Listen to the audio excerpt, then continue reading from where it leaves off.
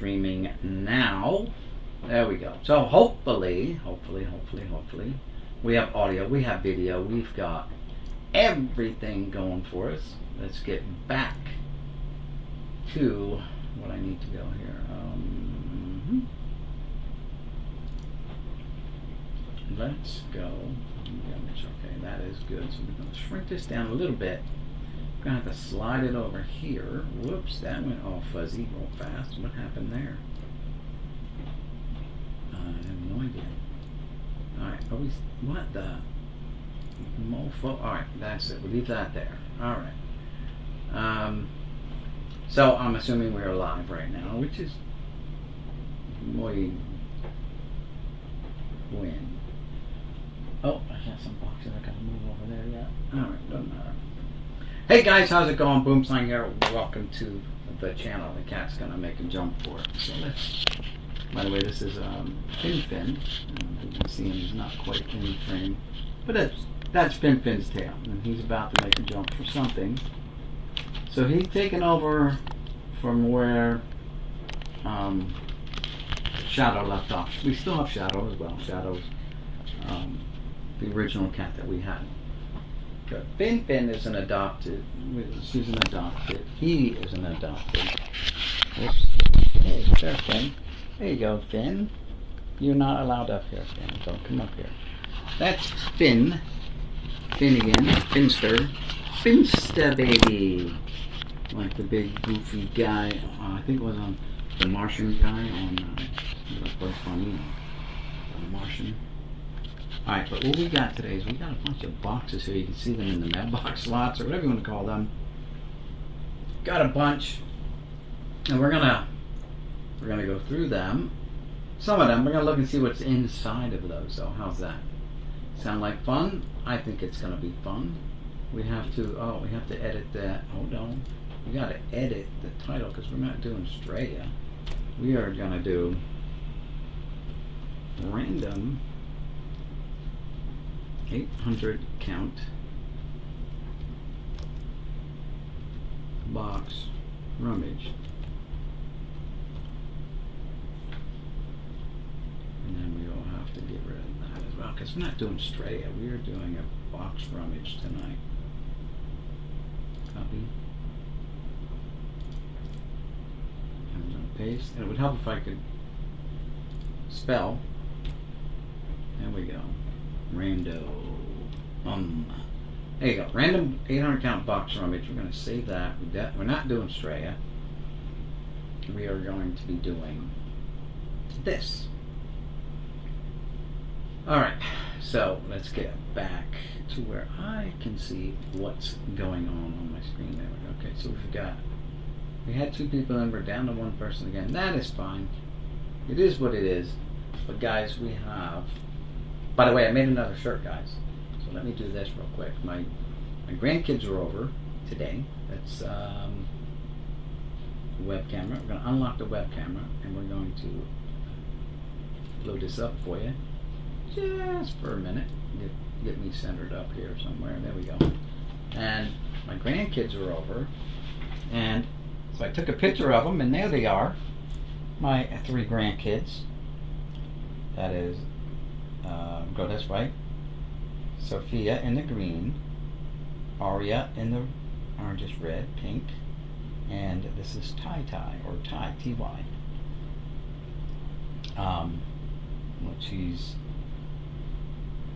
She's 7, going on 8.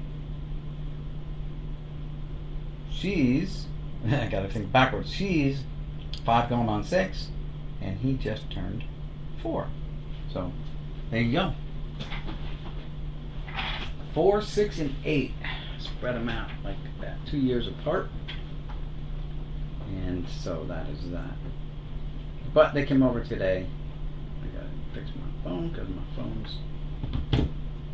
And now let's shrink this back down to where it's manageable. It's me and it's manageable. Me. I can just put me out there like that, I guess. It's not always about me, but I will get me somewhere in here centered up as best I can. Oh, there you go. Part of me is going to be off screen, but who cares? lock it down. So we don't accidentally move anything. And here we go. I'm just gonna go over and grab a box. I would ask you guys if there was something you wanted to go through, because I have 86 tops, 86 Dunruss, 85 Fleer, 86 tops, 86 tops, 85 Dunruss, 85 Dunruss, 85 Dunruss, 85 Dunruss, 88 Dunruss times 3, 4, 5, 6, 7, 8, 9. One that's called 91 Rookies, 88 Dunruss again, so it's almost 11 boxes of 88 Dunruss there. And we got 90 tops and so on. We got one that's marked singles, 88 Dunruss there, 89 tops, 91 Fleer, 91 Ultra, 91 Leaf, 91 Rookies, 88 Dunruss again, 88 Fleer, and so on. 99, 87, 87, 86, 83 tops. That might be worth looking at. There's one that's marked Boggs, and there's one that's marked Bonds, and there's a couple that are missing. But this is part of that Trenton lot that I bought, and I haven't gone through everything yet, and I had to put everything into storage. Hey, what's going on, Clinton? Thanks for stopping by. Big Sun ripped it. How's it going? Hey, boom. Happy holidays. Same to you guys. Happy holidays. Merry Christmas. Yes, happy holidays. In case we don't see each other between now and then. But been a minute since I've caught a live. Yeah, I did a live yesterday, but I was doing some gaming stuff. Actually, I enjoy the game, but I'm also kind of helping out the developer by giving him feedback as it's going on, as I'm playing the game. He's in watching gameplay and giving real-time feedback, and then taking that home. So I've been going through some boxes and found these. I don't remember what year these are. 85, 86, 80, whatever. 84 Tops football. They're football, by the way. And the camera turned the other way, so you have to deal with this a little one. But, and there's 1, 2, 3, 4, 5, 6, 7, 8, 9, 10, 11, 12, 13, 14, 15. One whole pack. I think 15 cards came in the pack. All blank backs. All blank backs. I think this came that way in a pack. I think I opened it up back in the day, and they were all blanks. Let's see. Fulton Walker, Tony Nathan, Don McNeil, Dan Fouts is a good one. Dan Fouts, record setter. This guy here was my wife. He was her neighbor. He was a punter for the Bears. He lived like 3 doors down from my wife's parents' house. Doug Cosby, Tony Hill, Dennis Thurman, Lynn Dickey, Matt Blair, Tommy Kramer, Luis Sharp. Here's a Tony Dorsett, rushing leaders in there. That's blank backed as well. Curtis Brown and Jerry Butler. They may have came in the same pack, or they may have been in the same box. Because back in the day, you could go to the corner store and pick up a box of cards for like $12. 36 packs. Bada boom, bada bing. So let's head over here to the mailboxes, right? Because they are. Some people call these mailboxes. My chair's going double time over there with colors. I'm kind of semi back in the garage, but semi not back in the garage kind of thing, you know. I got to get everything moved back in. So we've got 81 Dunruss, 80 tops, 82 tops, 81 tops, 81 Fleer, 84 tops, 83 Dunruss. Here's one that says Wade Boggs. I'm going to do the bonds if I can get it out. Seems I need a spatula to get them out of here. This one says bonds. So let's see what's in the bonds box. It's not 100% full. It's about maybe halfway, a third to halfway full. let's try to turn this around and see what we can do with bringing it down a little bit. There you go. I got to make me a little bit smaller, I think. So let's web camera unlocked. Make me a little bit smaller, a little bit less taller. There we go. I'm gonna leave it there.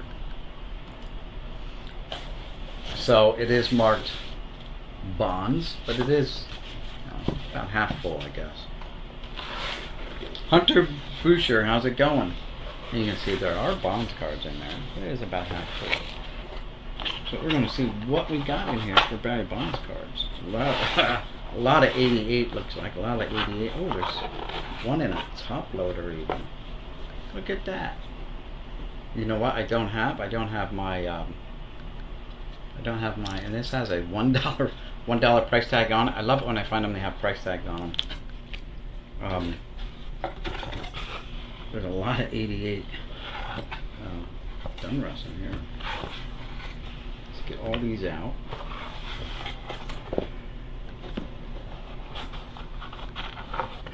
Alright, so we got box is empty now. I want to go upstairs, just kind of stare at the chair for a while. How's that? Let the colors hypnotize it. Be right back. I'm gonna get my judge.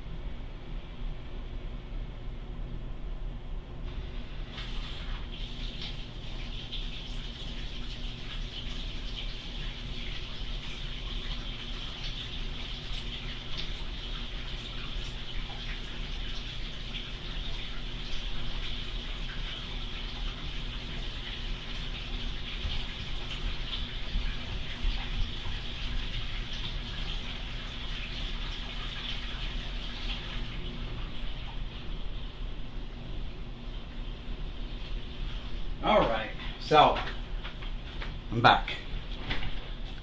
Here's my shirt, by the way. I made a new shirt for my grandkids. I made that today. I have all the equipment for making my shirts. I don't know if you guys are. So this is my heat press.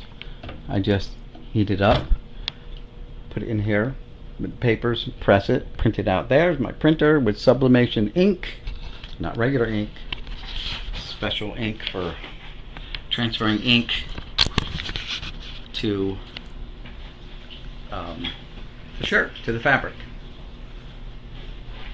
Alright, so I brought down some top loaders in case we find something top loader worthy. Brought my judge and a pack of 100 penny sleeves. So let's be the judge of this Barry Bonds. It looks pretty nice. Nicely centered. Might be a little off top to bottom. But if it's off top to bottom, it's off left to right.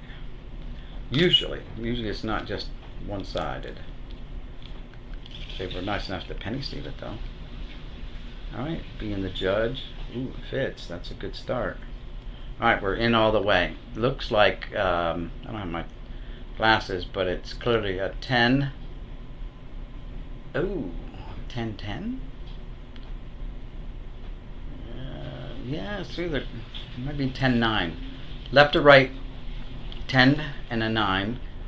Top to bottom is, it's like an 8.5, but less than a 9. And the bottom is like an 8.5 to, it's a 9 on the bottom. It's very, very close to being centered. You can see the bottom where it's, it'll stay focused. Where the mark is, come on, focus. I mean, it lines up, has to line up with the black ink, and you can see that it is kind of close right there. and on the sides it's really really close right there, the 10, right? And on this side it is a little bit higher. But anyway, very nicely, nearly perfectly centered Barry Bonds. And all of them have that print error on the back, so that's not like it's one card. They're all the same. Not corrected. Alright, so we have the Barry Bonds. We got a ton of, too bad these aren't the Ripkins, Billy Ripkins, right? Because look at all these 89 Fleers. Look at them all. Jeez. There's got to be like 50 or 60 here. Very nice. So plenty of stock for when I retire next year, which is the plan. Whoa, that baby's going off.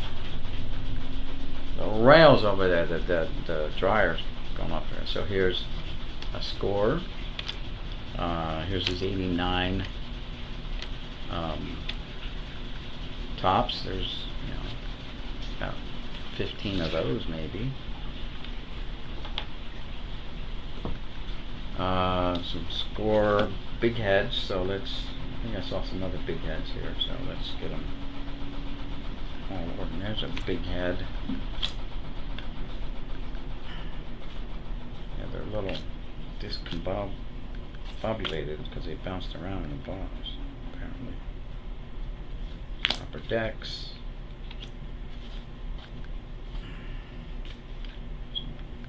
Dunross. There's Dunross. Alright. So we've got. And I'll try to separate these so they're by color. So we got, like, you know, that one. Let's go back to the score. We got one, at least one of those. You got one of those. Got one of these. Got, I don't know, 6 or 7 of those. Upper decks. Got 3 of those. Score. Crossover Paranormal. Hey, what's going on, cops? The big heads. Barry Bonds big heads. We got like 4 of those. I'm just going through a Barry Bonds box. Oh, wait a minute. Wait a minute. Look at this. There's a stack of 87s here. More of the score bonds. So I'll have to reorganize those. They're a little messed up. There we go. Put those with that. That with these. And there you have it. There's more 87s here. Wow, that is, could be a nice find. Even if it's only $1 a piece. Bucks in my pocket, right? For retirement. I can buy beer and stuff. And we got 2 of these, only 2. Looks like so far. I haven't been to the stack. But looks like we already did some of these, but we got a few of these 91 Dunrosses, I believe they are. Yep, 91 Dunross. Then with the other couple 91 Dunrosses that we had. There we go. But 87s. Alright, and more 89s. So we got 1, 2, 3.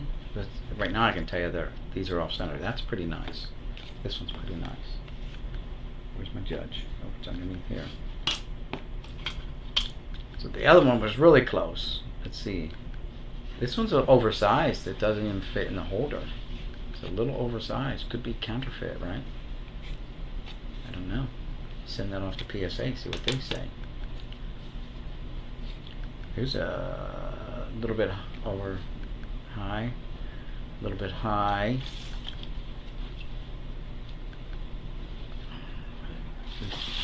At least it fits in the holder. Yeah, this is a 10 on the top, 7 on the bottom. This is way off. A 10 over here, and actually, yeah, a 10 and a 10 left, 10 and a 11. So a little bit off, more so than the other one.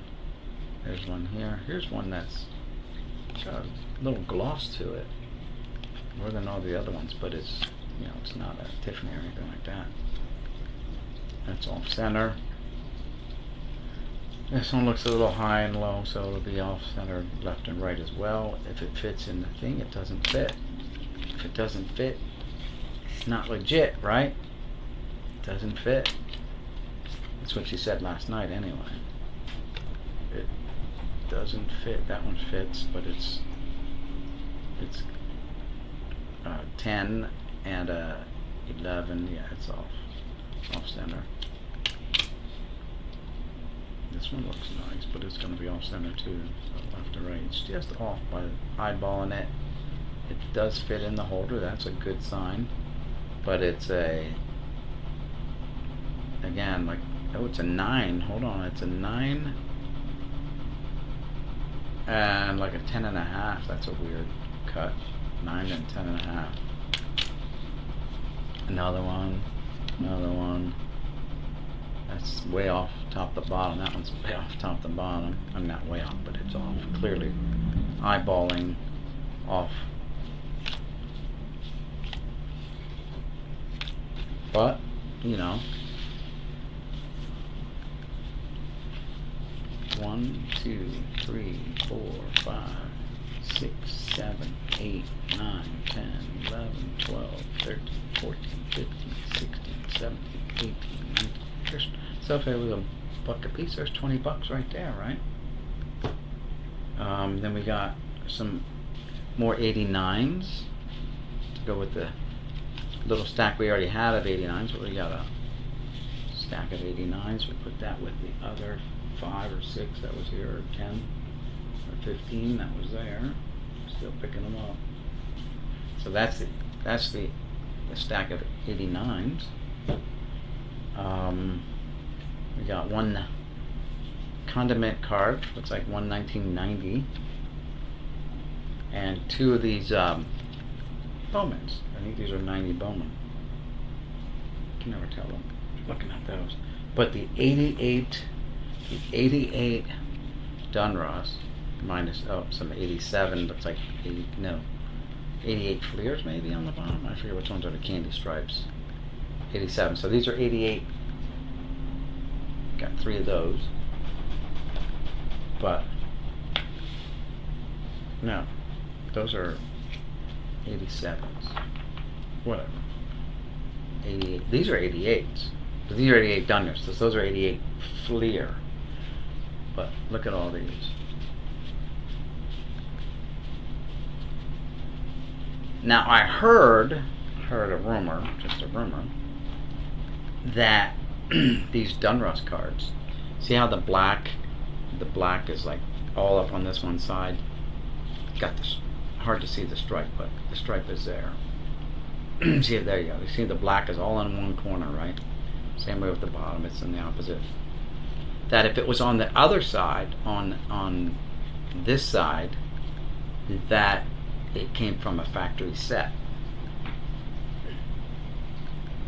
I don't know how true that is. I never really looked into it, to putting a set together that was all on one side versus the other. But there's a good 150 or 140 of those. And we've got some more of the 89 Fleers.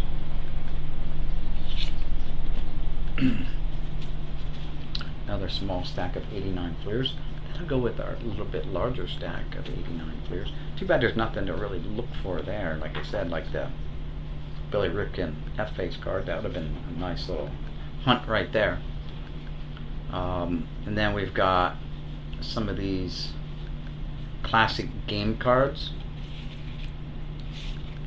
blue backs. These aren't the ones that have the wrong backs anyway. Different year. There's another one from same year, I think. Just for some reason they came up with different kits. Yeah, 1990. Don't know why, but they did. excuse me, a score. And then we've got 5 88 tops, Barry Bonds, but Barry. And then we got a bunch of 1990 Dunras. Small stack of 1990 Dunras, and there's one upside down in there. Okay. Small stack of those, probably about 50 of those. So that's it for the Barry box, but we did find one that was in there that they were nice enough to top load, and that's very close to being perfectly centered, but it is off. So let me go. Hey, low roller, what's going on? So let me go and grab another box. Let's grab the box that said Boggs on it. Wade Boggs. How's that?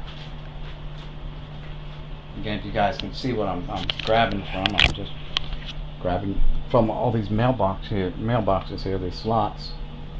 You got 86 tops there, 85 Dunras, supposedly 88 Dunras, 91 Stadium Club, something called Rookies from 91, 91 Leaf, 90 Dunras, Rookies from 90,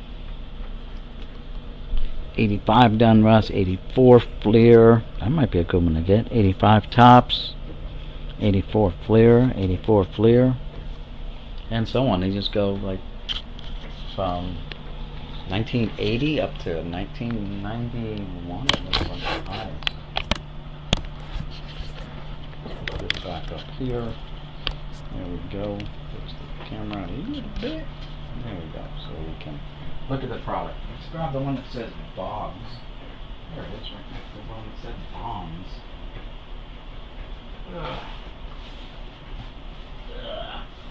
This one is has a little bit more. It's probably about 3/4 of the way full. It feels anyway. It feels like it's 3/4 of the way full. Might be more. Did you check your YouTube watch hours in the last 365 days? You should be okay. 4,000 hours. Yeah, I've slowed down, but it's all right. My son was just down complaining to me now. He goes, "Dad, YouTube sucks." I'm like, "Why does it suck?" Because I had to just sit through 5 ads. You cannot skip the ads anymore. It's rare that you get to skip an ad. So I had to sit through 5.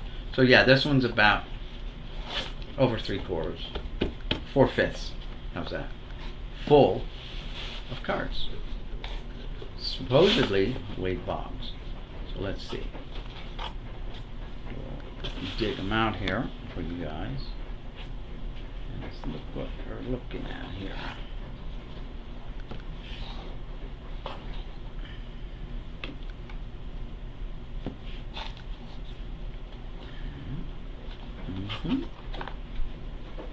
There.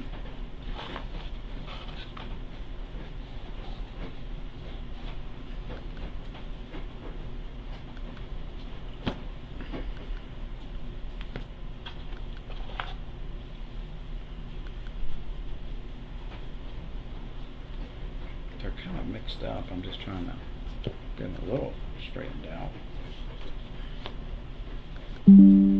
Especially the 88 Dunras. Why not, right? Ooh, there's some 85 Leaf in here. Ooh, they're always fun. It's a set I'm not gonna mind trying to put together a set of the Leafs. Alright. Oh, there's some on the bottom. Sport Flicks on the bottom. Alright, so there's this box. I'm gonna have to put the Bonds back in their box. You see the boxes. It's hard to see, but look at the line of dirt from sitting in there for so long over the years, because the gentleman who owned this collection prior to me buying it passed away in like 2009, and it just sat around in his brother's garage. And when I say garage, it was more like an outbuilding. It was a big building that was in the guy's yard, and it was like a metal building, but it was just like a storage area for this guy's business. The guy owned a garage, so he was a mechanic, and he also rented out like tents and picnic tables and stuff like that on the side. I guess he had a little side hustle doing that for people, for parties for their kids, or bar mitzvahs, or whatever, sweet 16 parties, whatever, And we did that, and these were taking up quite a bit of room in that building of his. Not all of it, obviously. He had a pretty darn big building, but when I looked in there and I saw the cards, I'm like, oh my goodness, I'm gonna need a U-Haul truck. And yeah, if you guys go back, you can see the video. I believe it's titled like Trenton lot purchase or something like that. These 87 berries, buck a piece, and the best one right there, and it was already in a top loader, so it was good there. And apparently someone paid a whole whopping $1 for that one. That's nice. Alright, so we'll set that there for now. You guys can see I'm back in the garage a little bit for a little while. Alright, so we got Wade Boggs here now. Let's go through the Boggs. And already you can see that big stack of the 88 Dunruss. So if I can get like even 50 cents a card, right? That's nice. That's a nice little haul there when I start selling them. Because, how many do you need? This is just one box. And now I've got 4 million cards. So I've probably got another 100 or more of these, or 200 or more of these. Who knows, right? In boxes somewhere. So that's a nice little find. Let's see, we had a pop up. Pop that down. No, I was gonna be. I'm at least a year away from that. I gotta work one whole more year, because I don't turn 65 until August, the end of August of this coming year, 2024. So then I'll hit 65, and then things are gonna have more time to focus at home, things at home. So these 87 Dunruss. Yep, but yeah, to set up an eBay thing. 89 Dunruss, right? Got a couple of the. There's a couple different clear here. So we got the regular Boggs card and combo card. Got a couple score. A couple more scores. One is the regular card and one is the art card. Yeah, I'm gonna go full retirement. Yep, going for it. No more working except for me doing my thing here and YouTube. That's it. Get these out of the way for now. I can also, side hustle. I've been always wanting to start a little like this shirt. I made this shirt tonight. Alright, so it's a dark blue shirt, not the best for sublimating. You should have lighter colors. But I bleached the front, bleached all the color out of the front. It's hard to see it, but I bleached the color out of the front. You can see some overspray on the sleeves, but that's alright. It's just a prototype again, messing around. And this photo I took of my grandkids tonight, they showed up today. We babysat them for a while. I said, kids, let me get a picture of you, and Pappy's gonna do some magic. And like, ooh, what kind of magic? I can't let you know yet. Just go, and I will show you magic. Well, 67 and 11 months, or whatever the heck it is. So no, I'm not getting full retirement that way. You're right. I'm not getting full Social Security. I don't care. I'm not gonna wait. Let's put it this way. I am not waiting till I turn 67 and 10 months, or whatever my full retirement age is. Not happening. Some 90s, little stack of those, 90 Dunruss. Some one Fleer. Looks like one upper deck. Some 91 Boggs. A couple different cards. One's an all-star card. One's a base card. Here's the 85 leaf. Nice. So 85 leaf with the little leaf up top. Got 3 of those. Nice. Some 87s. A couple 87s here. We got no place for that, so they'll go right there for now. Some more 87 Dunruss. That'll go. I gotta move this camera so it's more centered up. Bring it up so we can see it all better instead of pointing down. Put those over there. You get penalized if you take too much money, reducing your time. Yeah, I know. I'm not worried about that. I'm totally fine with that. Some scores, about 4 or 5 here. Scores. Fleer. Got a few of those. Some 89. Not worried about that. I want to enjoy my life because we don't know how long we're going to be left. Too many people from my work and stuff retire and they just die. They just die, you know. And it's like, dude didn't even hardly get to collect anything or didn't collect anything. Dude just croaked. So I don't want to be that same dude that people are talking about. Dude, he retired and didn't get to enjoy anything. My father worked up until he was 70, and by the time he was 70, 75, I forgot. He worked a long. My father worked a long time, and by 79 he was dead. So, you know, cancer. You know what I'm saying? So it's not like he chose to die. Cancer chose him, unfortunately.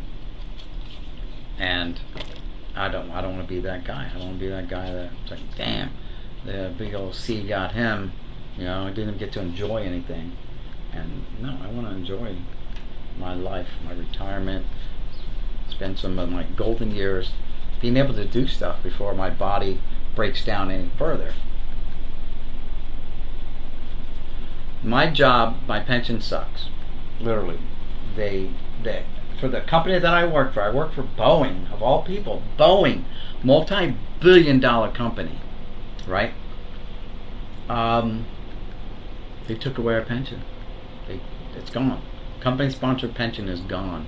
So I got 8 years of that. I've been there 16 years. I've been working there as long without a pension as I did with a pension. So my pension before taxes, because I live in a state where they tax your pension, New Jersey, before taxes is like around $850, right? And that sucks. You know, they shouldn't even touch your pensions. You know, you've already paid money on that. You shouldn't be penalized again, you know, on the money that you've already paid into the system and that you've earned. Whatever. That's for another day. Politicians, right? So here's some all-star cards. There's a lot of different variety in this bonds. Fleer, there's a few of those. 87 All-Star. Some more 87 Dunruss. Goes there. But I get a military pension. I get military disability. I have my 401k. Yeah, so I've got that, and that's gonna be it, and it's gonna have to do, or I'll just become a bum and become a ward of the state and let them pay for me the rest of my life. I'll just be a bum. Go live under the boardwalk in Atlantic City, right? Just be a bum. Go there. More Boggs there. Here's an insert. Wade Boggs insert card. Very nice. Don't see many of those. Here's a sticker from Fleer. Here's whole bunch more of the 89 Fleers. Small stack of base, but I already had a bigger stack of base, and then a bigger stack of, him and Carney Lansford. 87 All-Star cards again. That goes there. Some 88 base cards. There's the 88 base, small stack of those. I don't think I have them down yet anywhere. Nope.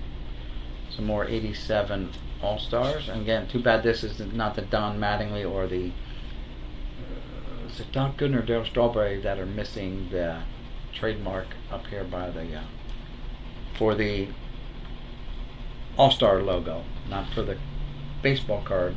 For the All-Star logo, they forgot on some of the cards to print that, and they had to correct that. Here's another stack of 87 base cards for Bogsy. Another score. Some Fleer with 87 Fleer with Boggs. Put that there. Some more 87 Topps All-Star cards.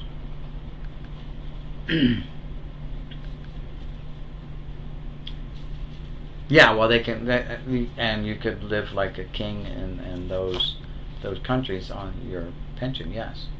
But kind of like America, I like being close to things that I'm more comfortable around. I've been in the military, and I've been a lot of places, and there's, like Dorothy says in The Wizard of Oz, there's no place like home. There's no place like home. And those people feel the same thing about their home, and when they get uprooted because they married an American and they moved back to the States for a while, they miss their families too. So another sticker card. Here's one of the classics, a red one. Here's a blue one, and here's another one from '91. Here's a Boggs Starliner. Got a bunch of those in another box somewhere. Some more Boggsy stickers. Got a little stack of those. Got Score Big Head, 2 of those. We're running out of room. Oh, here's a nice one. Here's that 84 Fleer or 85 Fleer? 86 Fleer. Running out of room. Some more 87 Donruss. Make sure. Nope, there's a leaf one hiding in the back. So more 87 Donruss with the uglier leaf design there. Oh wait, this one can go here because I got some of those. Here's an O-Pee-Chee 84 O-Pee-Chee. That's nice. Always good to find like the O-Pee-Chees. Another 85 leaf. Where did I put those? Right there. Stay up there. Thank you. Some 84 Fleer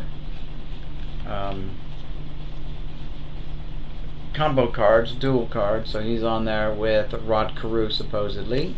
He shares a card with Rod Carew. Bingo. A little bit of Boeing stock. I'm just basically embedded in 401k, and I'm putting 12% into my 401k. I've been doing that for a couple of years. So here's 86 Topps on one of those apparently. Here's another 85 Highlights Donruss, not 85 Leaf. Oh, here's another 86 Topps. Yep. More 86 Fleer. I'm going to put that one right there.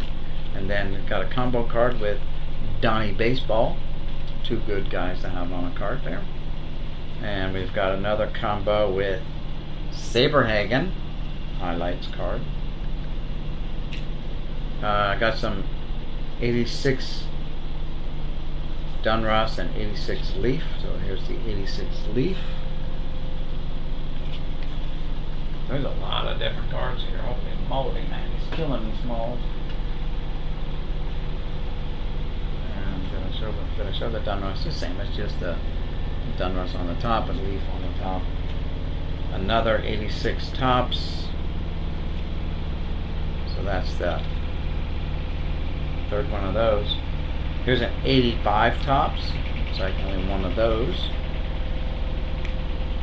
Another 85, 3, 4, 5, 6, 7, 8, 9, 10.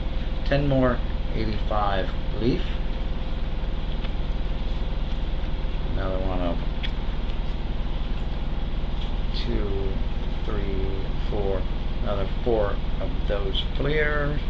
Some more 88 Dunruss, looks like. 88 base Dunruss. Where'd I put them? Biggest pile right there, right? Got some 88 MVP cards. Just got the MVP logo up here on the top. One finger, man. Running out of room. Stack it on top of the printer now. Some 89. More 89 Dunruss. More 89 Fleers. That's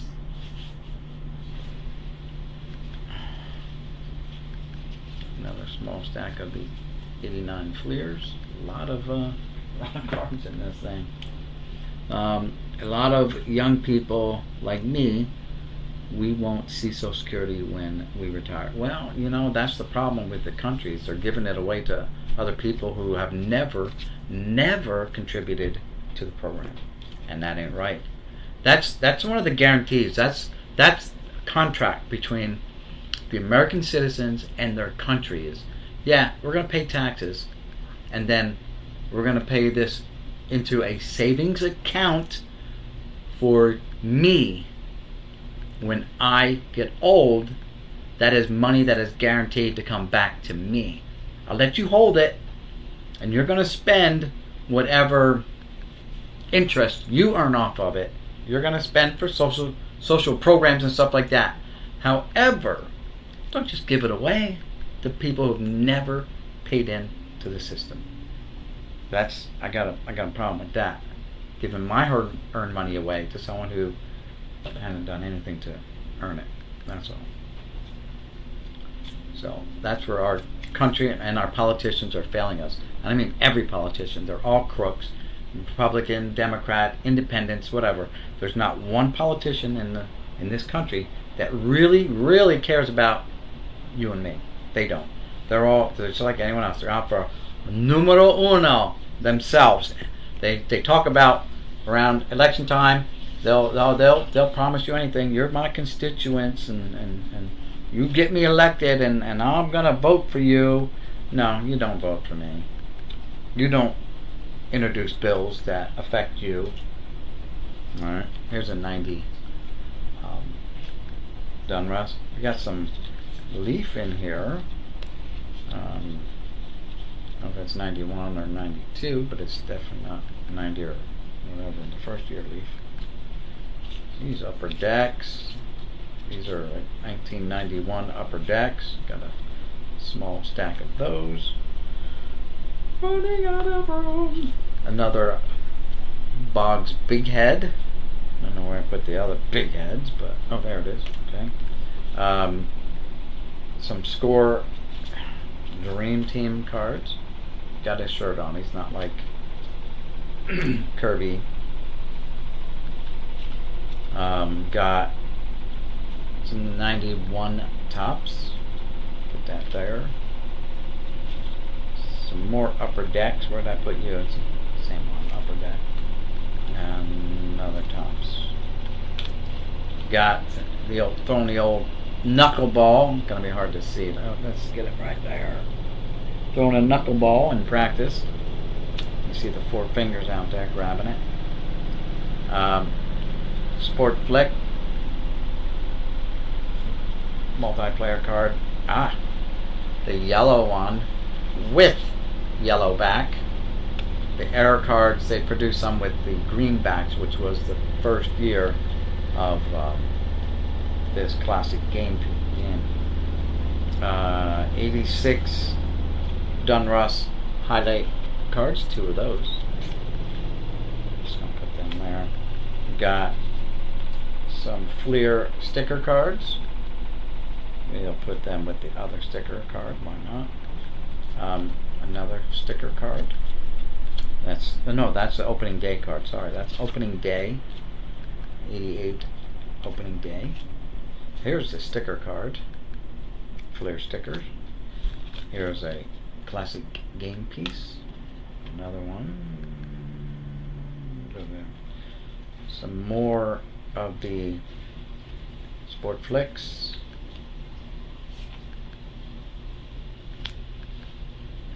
Go there. Sport Flicks can go there.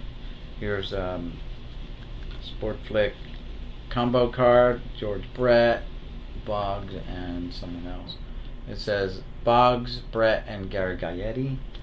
And this one is the solo card of just Wade Boggs.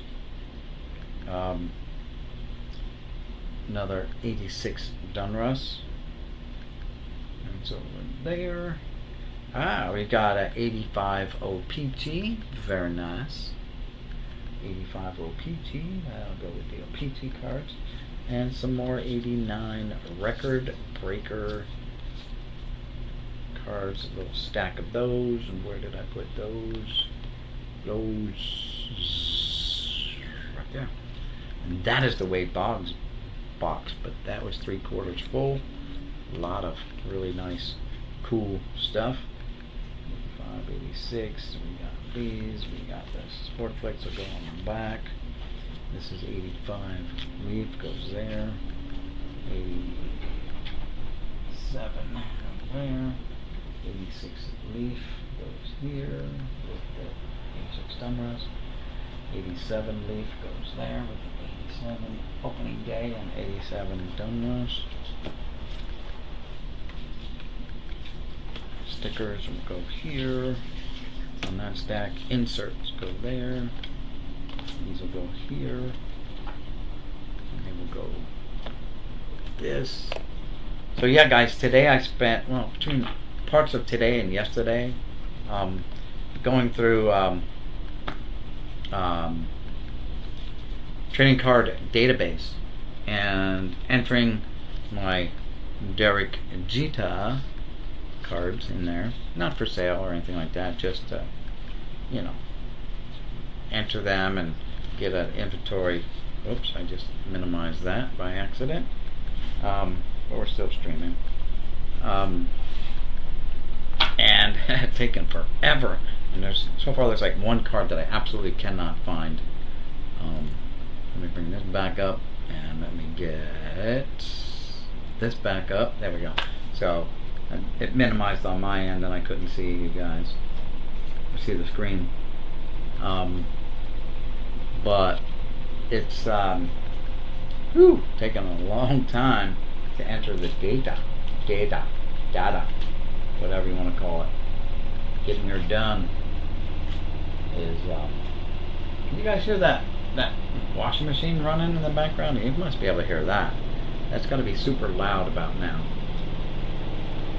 We bought one of, we've had it now for several years. One of those new fancy dryers that are like jet engines when they spin your stuff out. Like it really wrings your clothes. And that's what it's going through the rinse cycle right now. Getting every ounce of water out of the clothes. Smart washers, I guess they call them, right? And that's the Wade Boggs stack. All politicians corrupt around the world. Yeah, it doesn't matter what country, but that's true. They're all out for themselves. I get it. If you find a politician that says he's not, well, he's just lying to you. Oh no, man, I'm here for you. I'm here for you. Yeah. All right. They're all out for themselves. I mean, how can you spend 20 some years or more, right? There should be just term limits. Like, dude, you got the job, You got it for 6 years. That's it. 6 and done. Get the fuck out and go get a real job. All right, like me. Pay your taxes and suffer under the thumb of whoever replaced you. You know what I'm saying? Like, come on, dude. See how they like it. If they had to do that deal, they would cry. They would cry. All of them. They'd be crying. You got people that are making careers out of being career politicians, and that's not what our forefathers meant it to be. It's supposed to be go there, do your thing, and then go back home and farm the land. You know, whatever. A lot of those guys back in the early days of America, they were farmers, man, and they had to go in and they did their duty to their country. They passed laws and legislation and all that stuff, and then they went back and they farmed the land, and they had regular jobs just like everyone else. So they had more of a stake in it. Now, if you're a career politician, what do you got? I'm getting paid. Those politicians make millions of dollars just by being in office. They can make so much money. It's unbelievable how much money they can make. And leaving office, if they're really good, I guess, or really popular or really slick, they can do endorsements and get even more money. Especially if they're presidents, former presidents and stuff. They write books, their memoirs, they get libraries when they die, they do, you know. This is my library. Alright. So, I don't know who else left here, political rants, but we're here to do cards. So, we got some more to go through here. Let's see what else ones we can get. Let's see. It's a dance to get to the cards. That's the best I can do with the camera. So, I do some 83 Dunros here. Here's the 81. 81 Dunros. There's 80 tops too.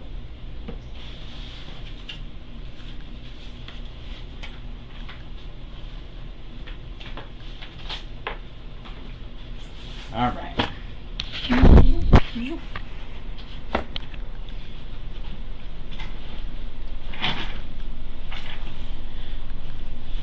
Like the lights in my chair, guys.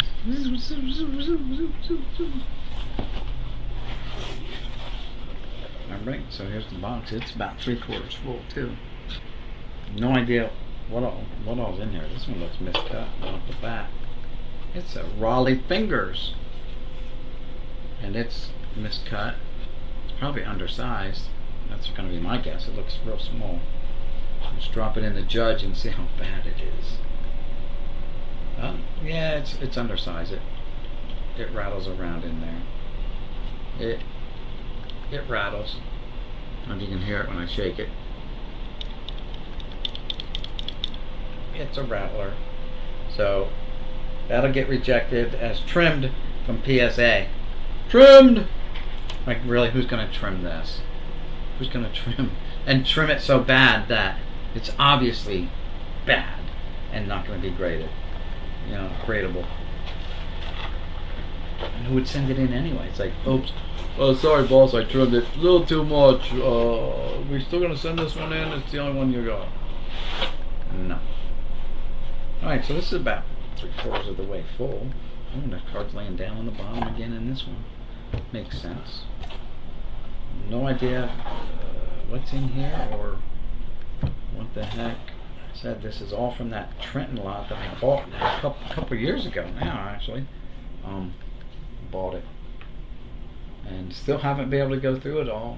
Most of it's in storage right now, in the storage unit. These are Diamond Kings. First year Diamond Kings. Yeah. Alright, she's empty now.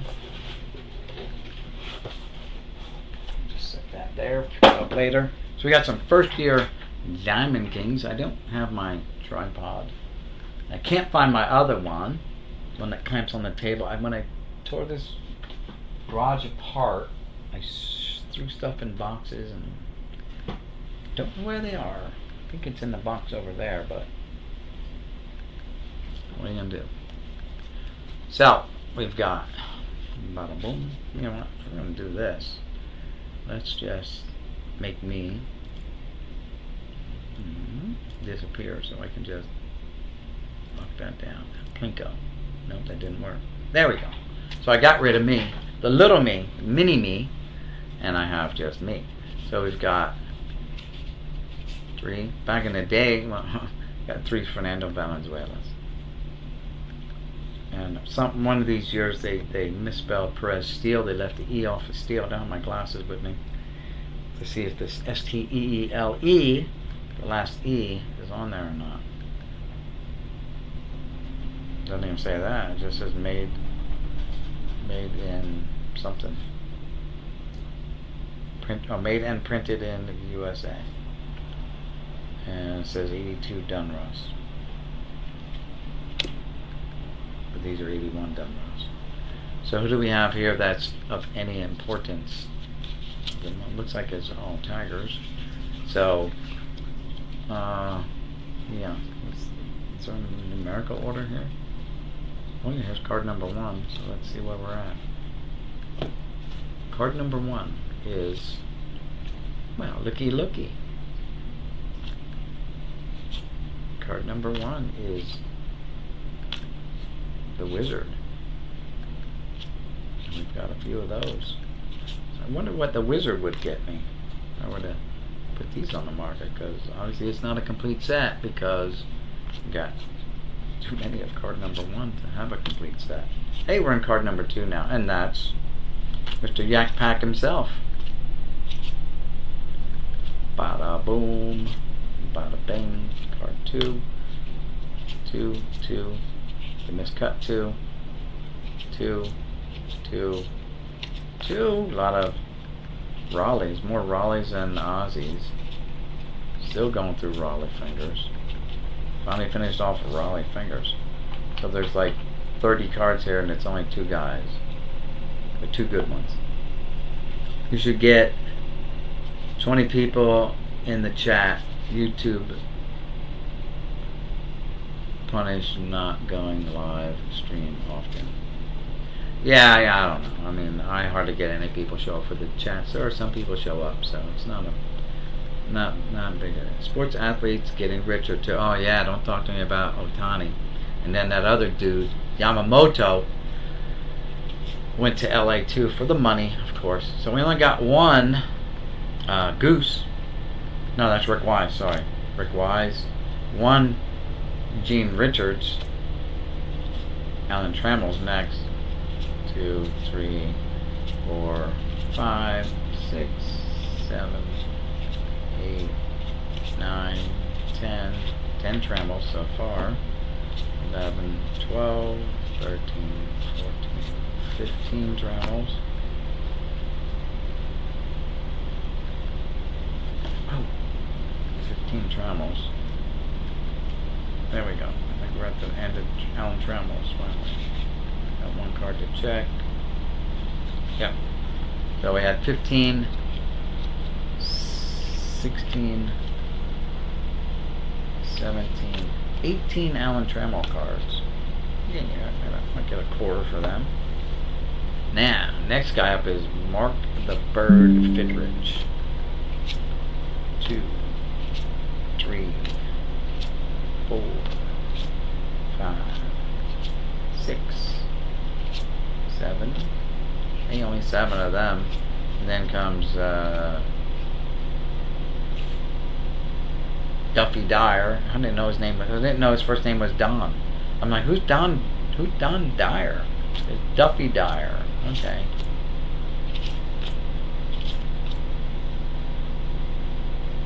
And Tom Brookins. So hold on.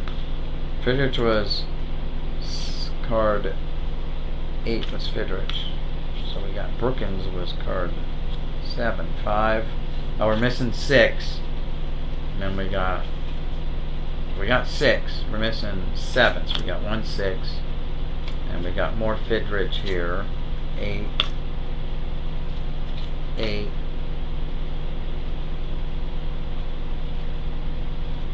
8. 8. 8. Is this guy 7? No, it's 9.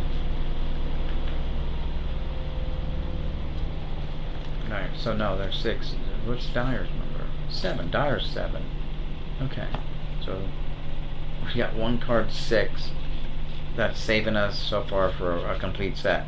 Not gonna happen though. There's 6, 7, 8, and then card number 9 is this guy here. Razema. Dave Razema. And then we lost it again. This guy was number 9. Number 10 is Rich Peters. So Rick Peters.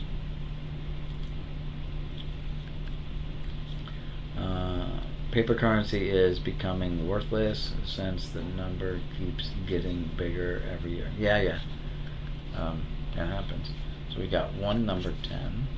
Then we move into card number 11, which is Michael Jack Schmidt.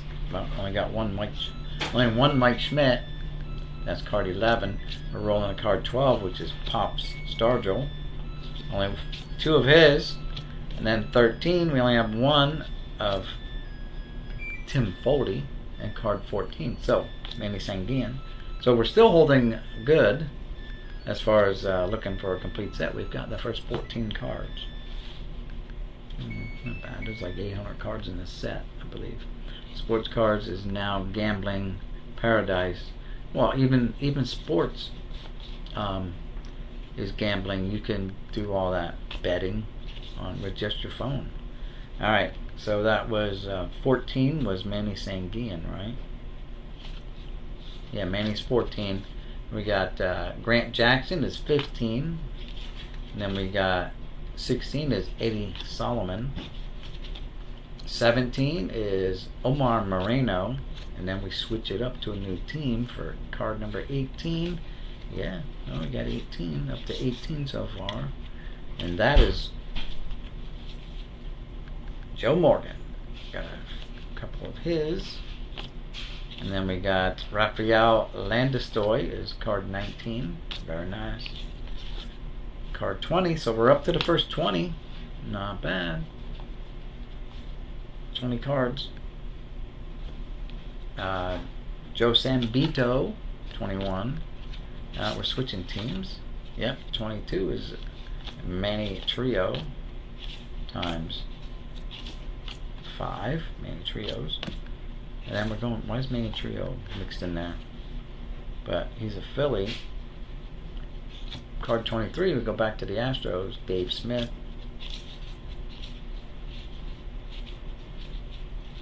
We've got a couple of those.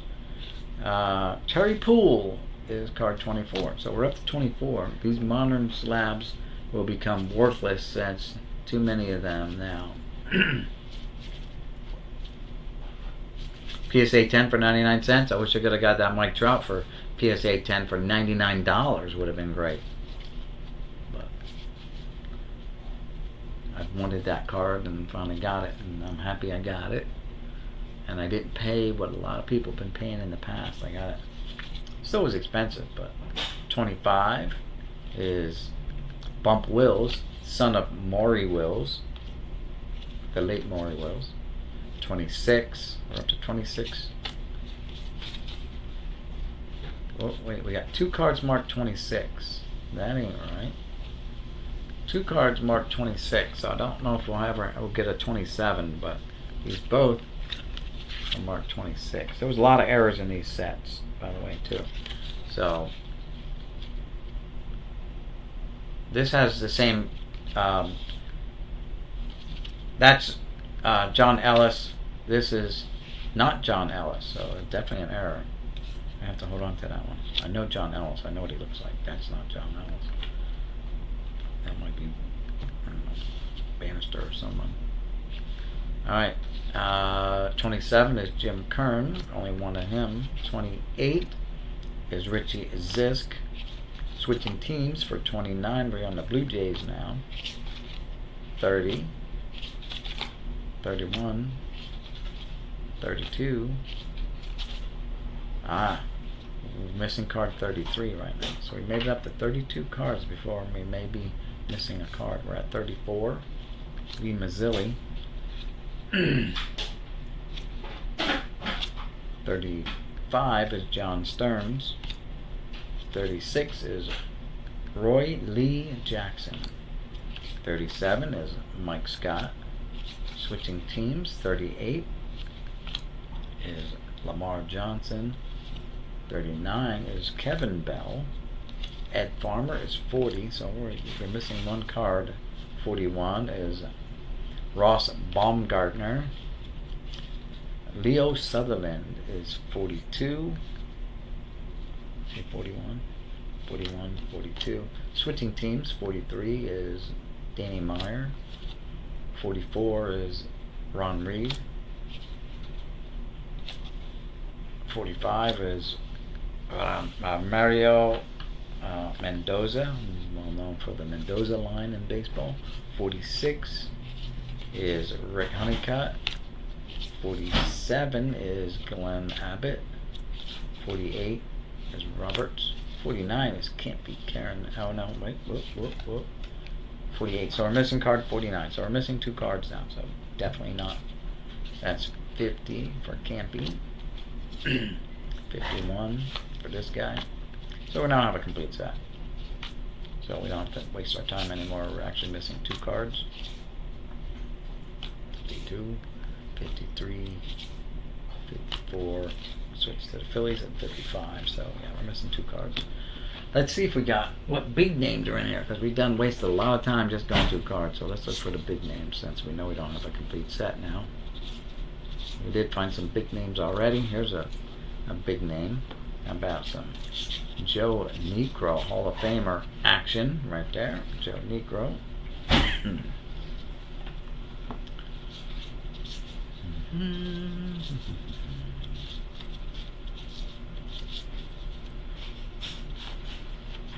Here's a Hall of Famer. Get them all out here. Whoop. A couple Hall of Famers back to back here. How about Tony Perez, Hall of Famer, right? And following right on his heels, a couple cards of Pudge Fisk, Carlton Fisk, the original Pudge, by the way. Another Hall of Famer. How about some Jim Rice-A-Roni?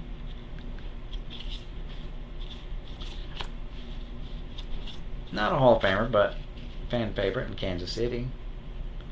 Frank White.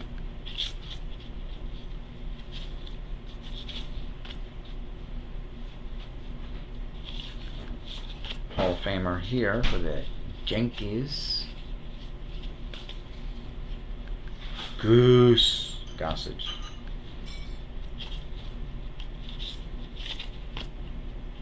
And we really jumped numbers. We're at 300 and something on this now. So yeah.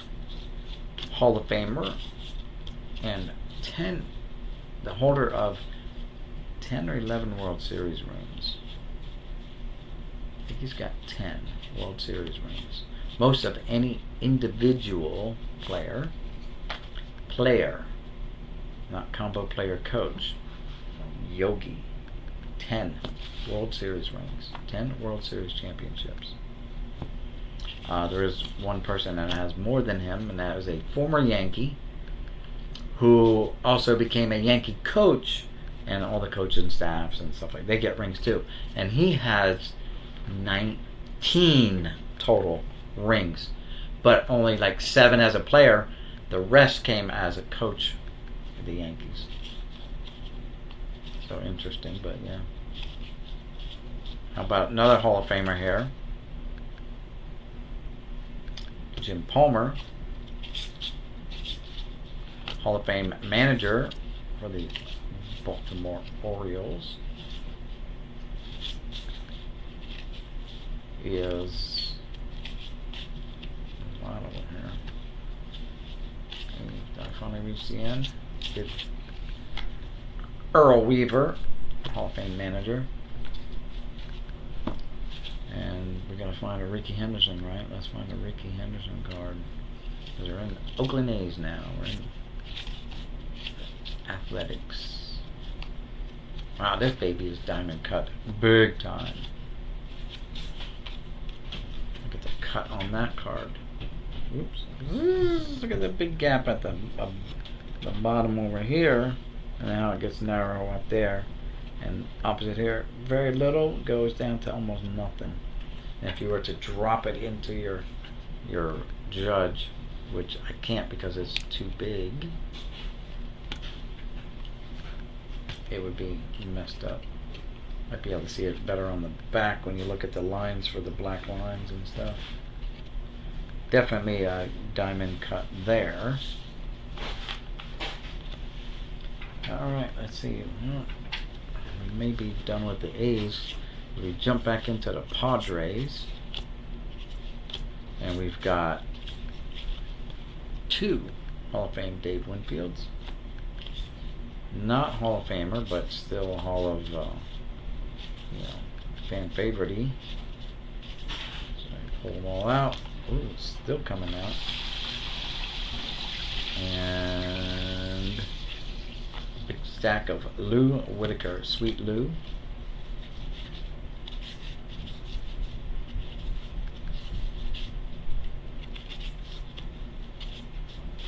Another Hall of Famer coming up, Hall of Fame manager. And that is big stack here. Sparky, smiling Sparky Anderson. Is he smiling there? No. Okay, I found like one card with him smiling. It's almost like he's got a tack in his shoe so that he cannot smile. He's always in pain. Constant pain. Alright, let's see what we got here. Pittsburgh. We already found the Pops Stargell, so that was early on. Houston.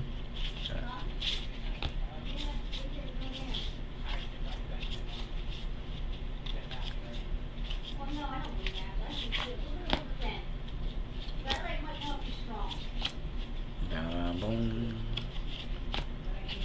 There's a drought here for Hall of Famers.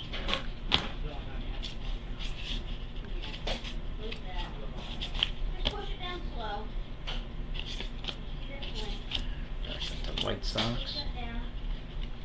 Mike Trout's uncle, Steve Trout.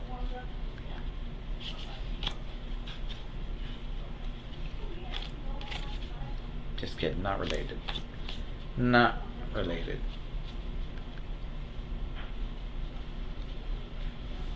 Plenty of Trouts out there.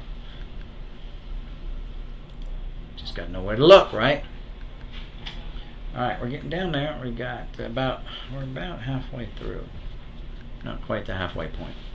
And that'll be the last box. We have one Hall of Famer, Paul Molitor.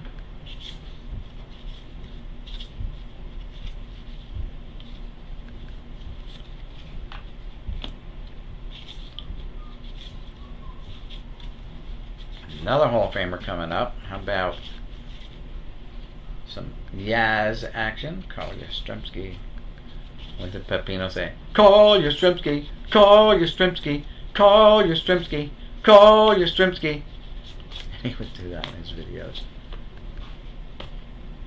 Crazy guy, that Pepino man. 'Cause he's so tiny. Tiny Pepino. It's a Pepino. He's so tiny. And here's a Hall of Famer. The one guy that was not afraid of this guy was Billy Martin. Billy Martin wanted to fight him.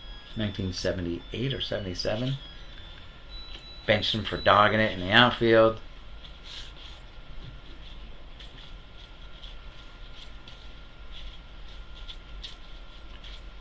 It was a good move by Billy, though, by the way. Because Reggie was not the best defensive outfielder anyway. So when Billy benched him and took him out, the next batter, I guess, had a ball to his replacement and was able to track it down and run it down in the gap or something. And that was Paul Blair. Yeah, Reggie didn't like it, but it turned out to be pretty good for the team. Reggie was only in the lineup for that bat, man. He could Swing the lumber.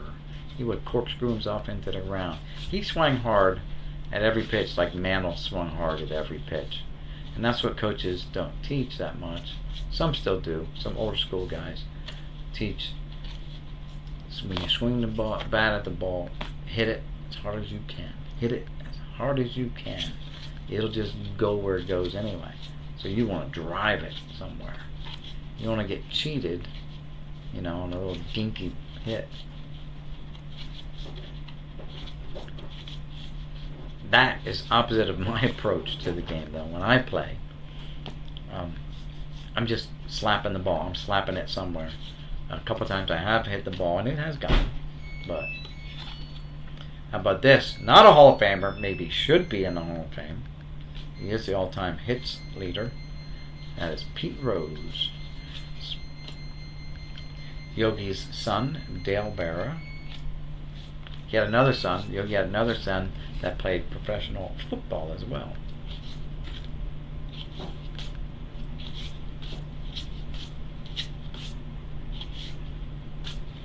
Here's Bob Boone, not a Hall of Famer, but he is part of the Boone family. He's the second generation, and then his kids, Ray, Ray was his father, Aaron and the other one, Bob's kids played. So there's 3 generations of Boones that played professional baseball in the major leagues.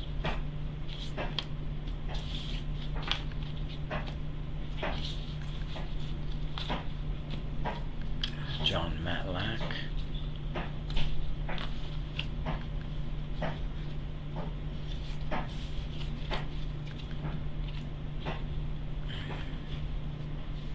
Alright. A couple hundred more cards to go. Let's see Danny Ainge, though. He was the first two-way guy. First multi-sport guy. Danny Ainge played baseball for the Blue Jays and played basketball for the Celtics.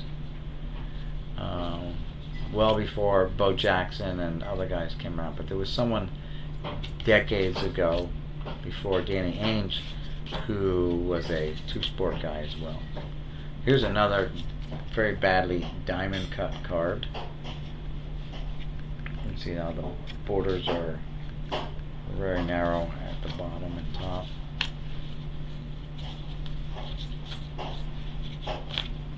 Then we talked about politicians who were politicians after their professional playing career ended. And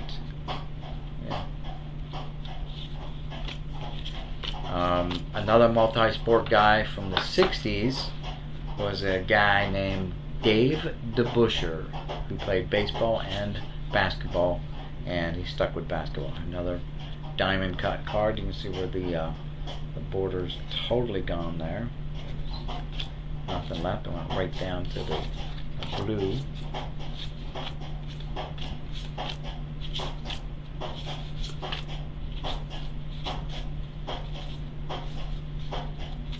Clunk up, clunk up, clunk up, clunk up, clunk up, clunk up, clunk up. Alright, who else we got here? That's a Hall of Famer. We're hit kind of a Hall of Fame drought.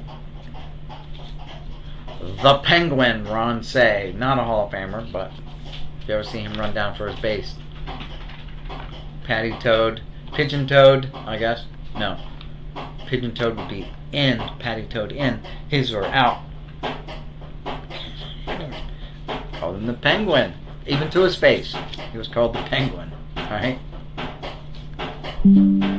It sounds like there's some money bouncing around in the dryer, but it's probably a zipper or something. Hold on. That is getting loud.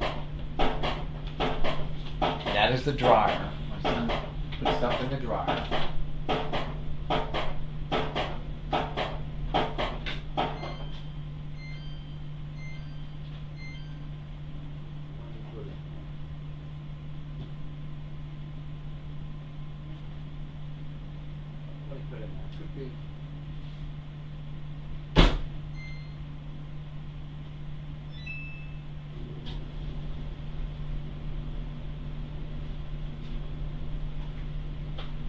You might start doing it again. I don't know what it was. I just kind of jockeyed the load around, but it seemed like there was just a blanket in there, but maybe there was a snap or something on the blanket, so it may come back. All right, Cincinnati Reds. No Johnny Bench. So not all the cards are here. We're missing some of the big names like Johnny Bench. Here's a small-time Hall of Famer, Mr. Ted Simmons. But he made it. He's in the Hall, so you can't take that. You can never take that away from him. All right, we got like 200. Well, these are thin cards. I'm gonna have 250 cards left. Hall of Famer, minor Hall of Famer, but he's got 300 wins. That's Don Sutton. 300 wins and a perm. Always had that perm going. His hair. Oh, well, I take that back. I said we didn't have Johnny Bench.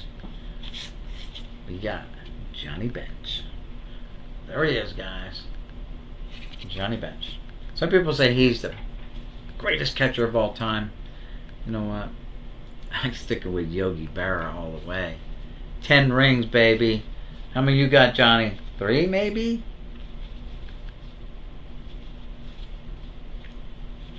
You set up at a card show next year. You can send those card 25. Yeah, sell them $1 each and retire next year. I know I could. Jeff Airtime kind of tells me that all the time. Is, dude, that's just money. That's just money sitting there. I'm like, I know Jeff, but and Jeff Airtime, if you don't know who he is, he's a fellow YouTuber. Not a Hall of Famer, but Hall of, very good. Keith Hernandez. Jeff only lives about 6 miles, maybe 4 miles from my house. He helped me do my grand opening of my garage, and when I opened it up, when I turned it into my YouTube studio. A lot of that stuff is gone. The candy vending machine, I gave that to John Jabs over at the Passes Alive. I had a glass display case like you would have at the card shop, because I wanted to set it up like that, and put unopened wax in there and stuff like that, just as a backdrop for whatever. That's gone. I gave that to John as well for his card shop when he opened up his card shop, and I drove all that stuff all the way out to near Pittsburgh. Put it in the back of my truck and drove it all out there.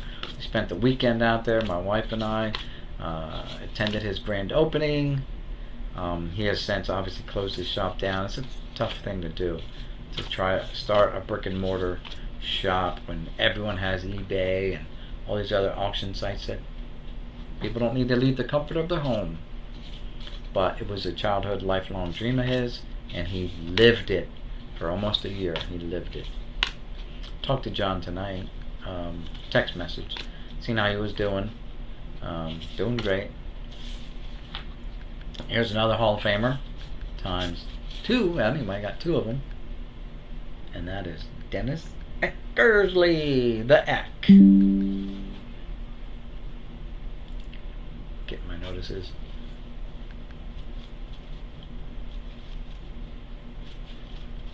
Yeah, it's closed now, the card shop. I know. We went out there again later on in the year too. Before he closed it, my wife and I went out there too to kind of watch him shut it down. We saw the opening and the closing of the shop, basically. It stunk because I was, if it wasn't so far for me. I mean, this is a 5 or 6 hour drive to get to John's house from my house. It's Pennsylvania too. It's not like flat hills and turns and dipsy doodles and all kinds of stuff. Got a lot of famous Amos Otis cards here, but he's not a Hall of Famer yet.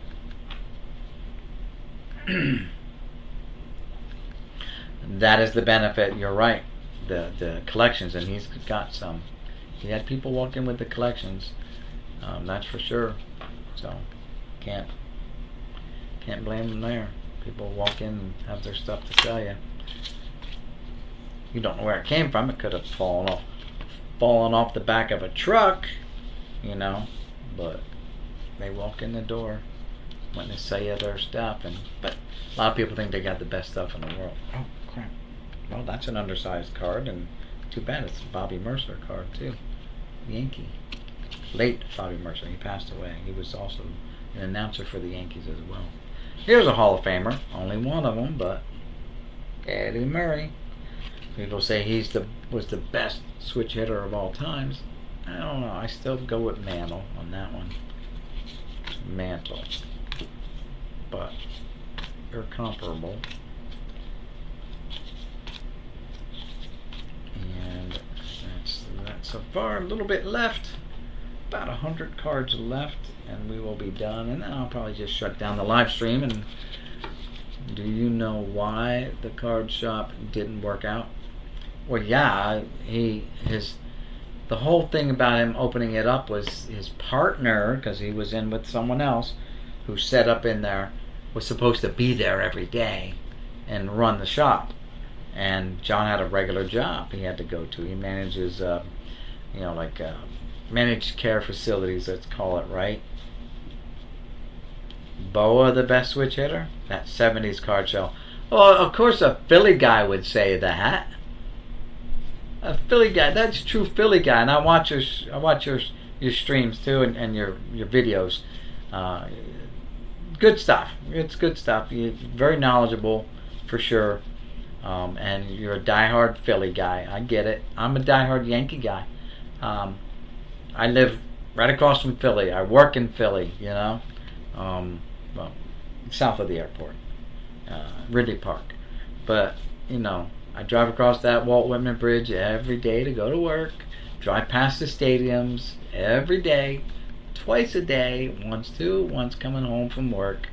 So, as a kid, I grew up in PA, and surrounded by, not in my family, but my wife's family now. My wife's family, diehard Philly fans. I talked about earlier, this guy here, by the way, I didn't know how long your hair, you probably weren't here from the beginning. All these are blank backs, right? Found these in a box of cards that I had from the get-go, from whatever year these are. But since you're here, this guy, not a Philly, Bob Parsons, lived like three doors down from my in-laws' house. So we went down one day, my wife and I, my girlfriend at the time, knocked on the door. His wife answered and said, "Hey, Bobby, can I get an autograph?" And he signed a bunch of cards for me. Nice guy. He recently passed away, though. So rest in peace, Bobby Parsons. By the way, speaking about Larry Boa, there's Larry Boa right there.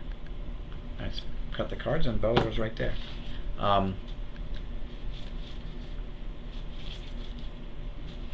Well, he had a job. He's got a job. John had a job, and he had to get it done.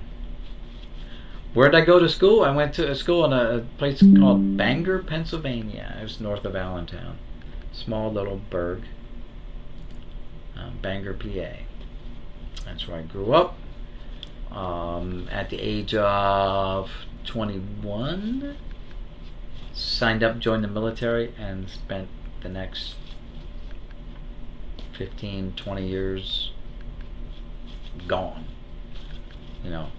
Going all over the place. Ended up retiring from the military, but it's another chapter of my life. Had a great time, though. Great time in the military, that's for sure. Scranton, oh my God, that's so far from me. I live over in South Jersey now. Even from Philly, that's a long drive. There's other shops closer to me in Philly area, I'm sure. Jersey still might have a couple brick and mortars, but they're disappearing. They're disappearing real fast. Again, you can't compete with the YouTubes of the world, unless you're, buying people's. Hey, you want to talk about former Philly?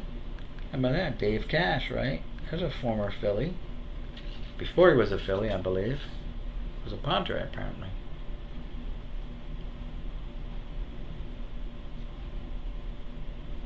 Rookie season with the Pirates.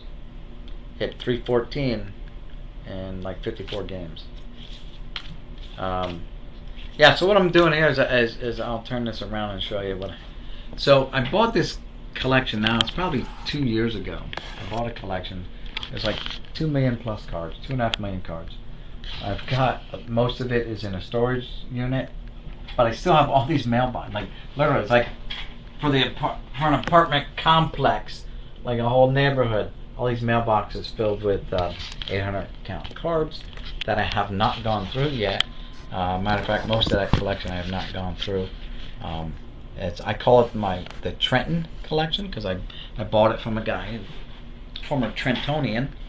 The gentleman, poor guy, cash started with the Pirates, yep, then Phillies, and then Expos, okay. He's the guy was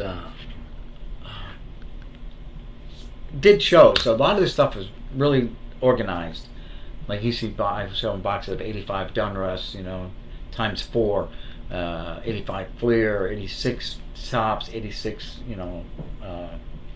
Donruss in these mailboxes, and on all the 5,000 count boxes and the 3,200 count boxes were all pretty much organized. I mean, even down to the smallest.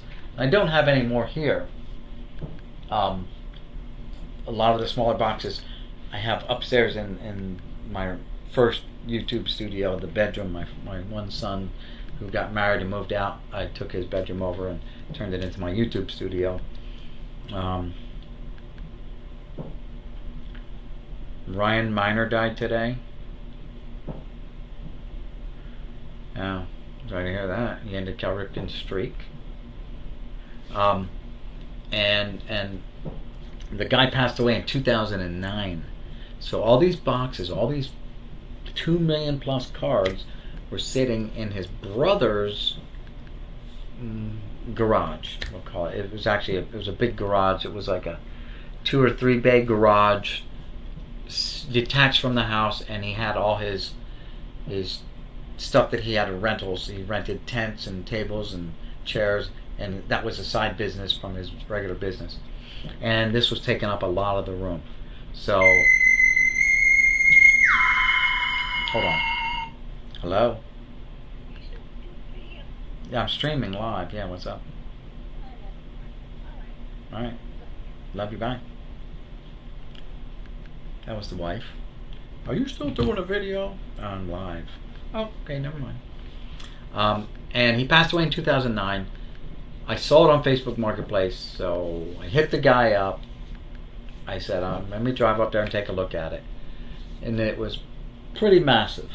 I have a video out where I rented a U-Haul truck to get it all home to my house in South Jersey. So Trenton's more like in Central. I'm about an hour or so south of there.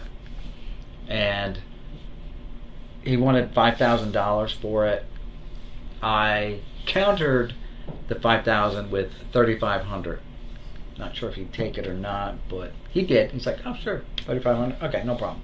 It took us 4 people 4 hours to load the U-Haul truck up with these boxes, and it took my wife and I, mostly me, 9 hours to offload it. So $3,500. I got 2.5 million cards to go with my already 2 million cards. So I got like 4.5 million cards now.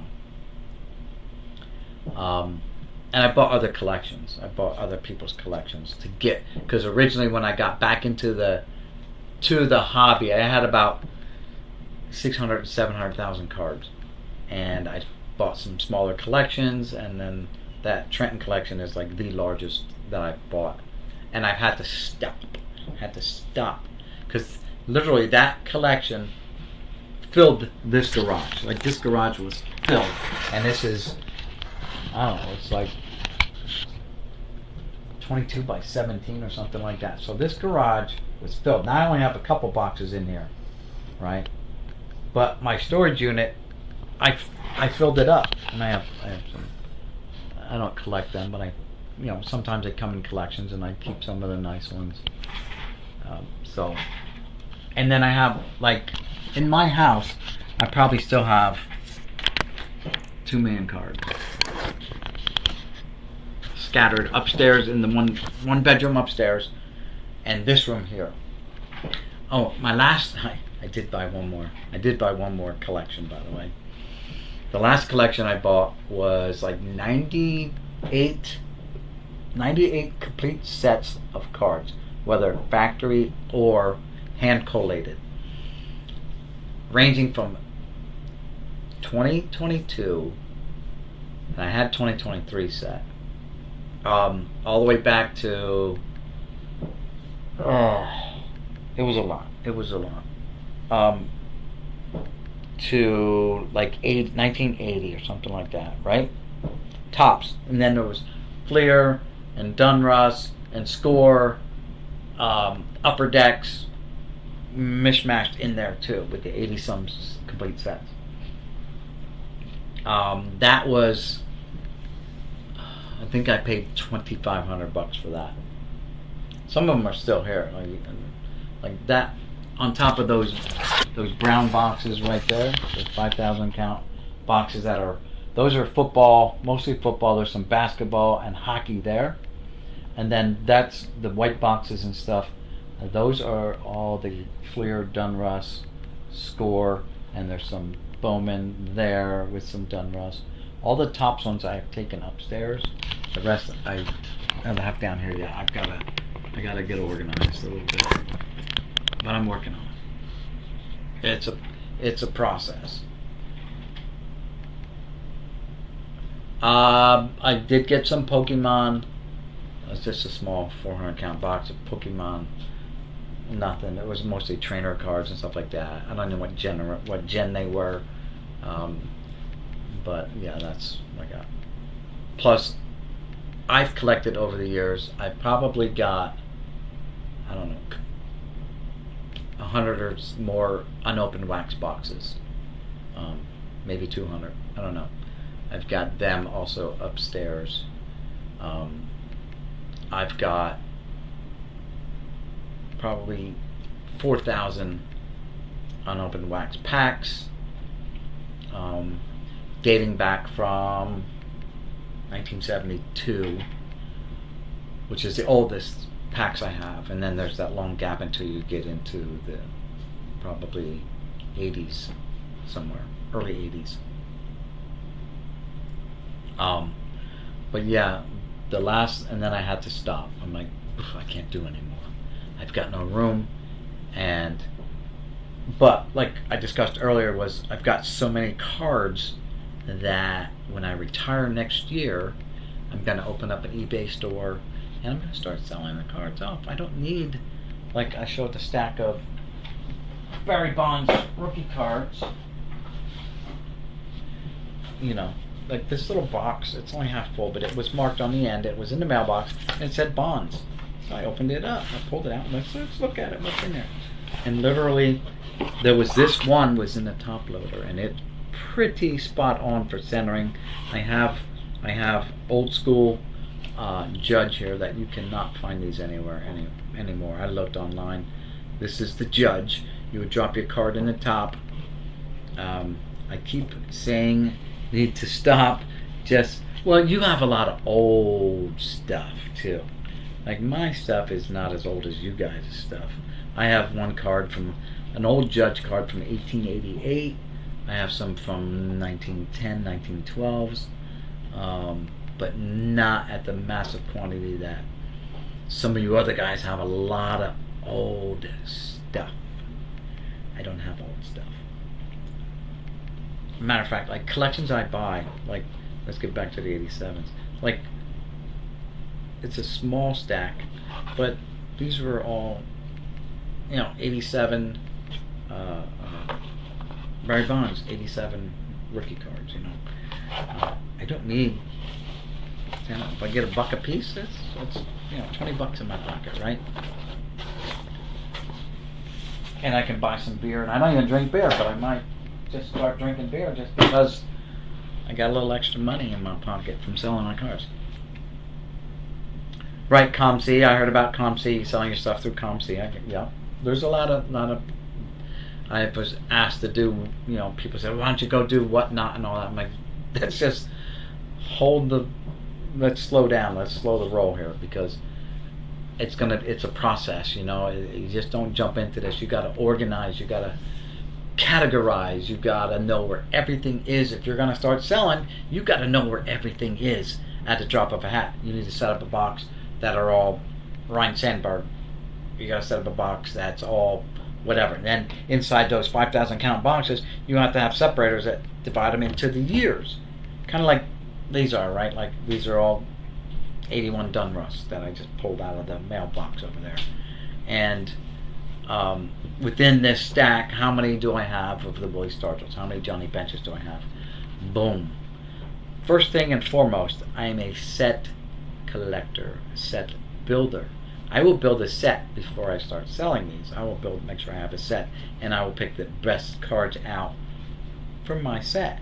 And my dilemma is right now is, do I keep them factory sealed, the sets, or do I put them all in binders? Open it up, binderize them. And it's not a real word, but it's a word that I use that I've made up. Binderizing. It's not a real word. I get told about that from a friend of mine at work. And I told him, yeah, I'm binderizing with this guy. That's not a real word. Well, it is now. I'm going to use it all the time. I got him using it now. eBay is my speed. I can control my inventory and pull stuff out of the store whenever I need. So that's like, I don't know if you know Jeff Airtime. Jeff Airtime lives like 4 miles from my house. He's a big time eBayer, right? A lot of set builder groups on Facebook. You do well setting. I'm sure I would, like trading. Like I just now started today. Well, yesterday a little bit, and a little bit off and on today. Going through trading card database, which I've heard about for years. I just, didn't want to get into that yet. But I started, and I just started with something simple, like my Derek Jeter cards, my personal PC. And I don't have a lot. Like, I'm not like some guys have thousands of different Jeter cards. And I found out how many different Jeter cards there are out there. Like one set might be 200 cards. I'm like, why would they? And all they do is change the borders. Some have the same pictures 3 or 4 different times, just changing the border on the card, changing the colors, whatever. But I only have like 250 plus different ones, and so to put them in the trading card database, first off, I pulled them all out of my binder, and I started because I just put them in the binder kind of early days. Now I'm putting them in my binder by year according to trading card database. So page 1 is whatever, page 2, and right now I'm all up to 2010, 11, 12, maybe 2014. But like in 2014 I've got like 2 cards, 3 cards. I don't have rainbows. I don't go out of my way looking for rainbows, searching for numbered cards. I do buy 1 autograph card. So I have 1 Jeter autograph. I have 1 Mantle autograph. I don't need more than 1 autograph. But I want it on a card because a card fits my collection, my thing. However, if I buy cards and in that set, in that lot that I buy, gotta walk the dog. Okay, thanks for the chat. Yeah, no problem. But if I buy a collection and there are autographed cards in the collection, I don't want them in my collection. I don't want them part of my set. You know what I mean? Especially if they're TTM stuff. If there's no certificates or anything like that. So I have a friend at work who just happens to be my boss as well, who does nothing but TTM autographs through the mail. And I'll give them to him, especially the Phillies. I got a Phillies team card one time that I had signed by 4 different older Phillies. And I'm like, this doesn't fit my collection. Here you go, you can have it. Just give it to him. He's my boss, he's a good guy. If I need time off from work, he'll give me time off, whatever. But I'm like, it does not fit my collection. Here you go. Now, I did try to start a business where I was trying to sell unopened packs of cards, in little boxes, little bulk mailers, 200 plus cards. It was like $35, and free shipping. I paid the shipping, but it was a bulk mailer, so it was only like $8.50 to mail it. So out of that $35, $8.50 would go for shipping and all that stuff. And I was throwing in and one random autograph card, be it a TTM autograph or be it a certified autograph, pack pulled or whatever. What you're buying, that's a freebie. What you're buying is the unopened packs for you to open up. And a lot of people are doing that. I get it. A lot of people are doing that. I actually only managed to sell 3. So I just stopped. Like, it's not catching on. I don't have the base of subscriber base, let's call it, to do that. I'm not a big time like YouTuber where people seek me out. I'm actually really surprised that 70 show tuned in, because to me he's a bigger time YouTuber than me. He's got a lot of friends in the business, in YouTube friends and stuff like that join him on his show and stuff like that. Like I got the is it StreamYards, whatever. I pay for extra. I can have up to 10 different people on my stream if I want, and sometimes I do invite people, but it has to be people that I know, that I can trust. So and I've joined other people's live streams to chit chat, show cards and stuff like that. But right now, like, my cards are so buried that I really couldn't find them. My manals, I don't know where they're at. I don't know where a lot of my older stuff is. I stumble across them periodically, like, oh, that's where they are. Like these. Like, I stumbled across these today, right? These are like 1972 or 73 or whatever football inserts. And I stumbled across these and I pulled them out. I'm like, oh, well, there you go, look. Right, and you can see how many packs I bought, because you get like 1 per pack as a kid, and I bought a bunch. But I was looking at them today, and I'm like, some of them are worn out. I get it. There's not even a complete set here. There's only 52, and there's probably like 100 and so here. It's still not a complete set, right? So if I was gonna put a set together, I have to go out and buy some. I know I have other ones somewhere. That's the problem. Like, I know I have more somewhere else. I just don't know where they're at, and that's part of the problem. Is getting organized, is to get organized. You know what I mean? Gotta get organized. So, a lot of this stuff I don't need. Like the starting lineups, I really don't need them. I could bust them open and take the cards out and just put the cards in my collection. That would fit better into my collection. But I hate to break them open too at the same time. It's like, oh, that's pretty cool. It's it's nice. But I had one. It's getting a little chilly in the garage. I had one today that I'm kind of just walking around underneath them, walking around, and this clumped right down on the floor next to me. Kabang! I'm like, what the heck? And because it was a little bit warmer up there, I guess the glue, like the plastic thing was glued on here.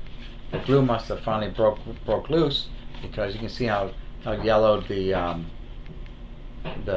plastic is on here, how old it is. I don't know what year. This says 1992 edition, right? Comes with a little poster, a little card, Ken Griffey Jr.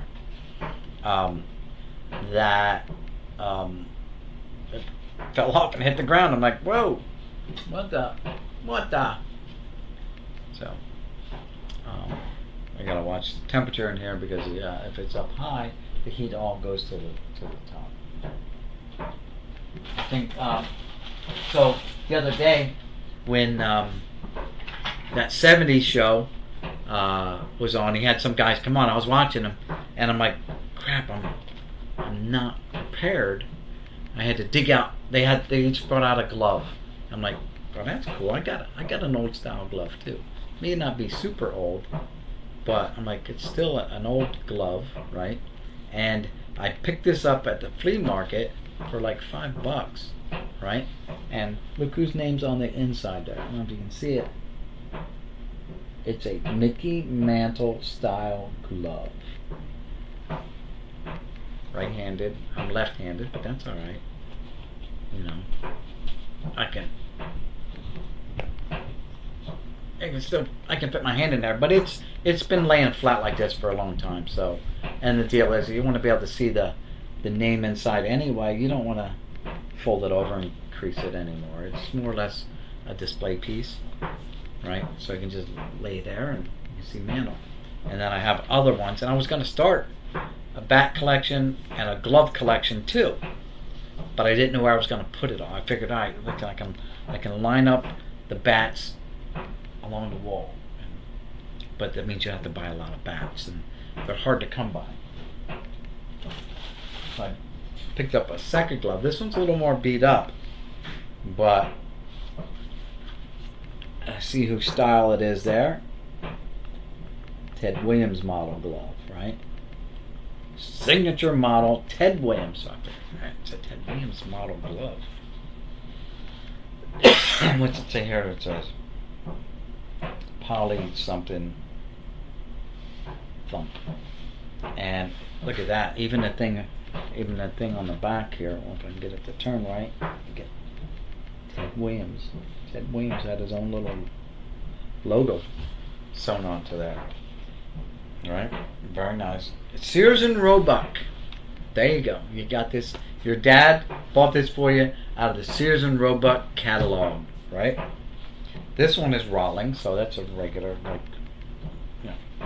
But this is Ted Williams had his own label put on this baby, and I don't know who VG is. Maybe that was the kid who owned it. Don't know. And glove people would know, like, what's what with these gloves. I don't know. I just saw it and I saw the signature. And then I saw this glove and I'm like, man, I have never seen a 3-fingered glove. Now the laces are broke, right? It's a 3-fingered glove. I'm like, that is so cool. Wilson Trap, and it's left-handed. It's for my hand. I can actually use this one day, right? And it's Wilson. It's got a model number, all that good stuff in here. But this glove, I think, is from the 40s, where those are probably from the 70s, 60s or 70s. A trap model. Wilson Trap. And there's some other stuff on here. Can't read it all. It's got a lot of identifying numbers on here. Licensed under patent number, blah blah blah, made in USA, and it's got some stamping here, but I can't see it without my glasses.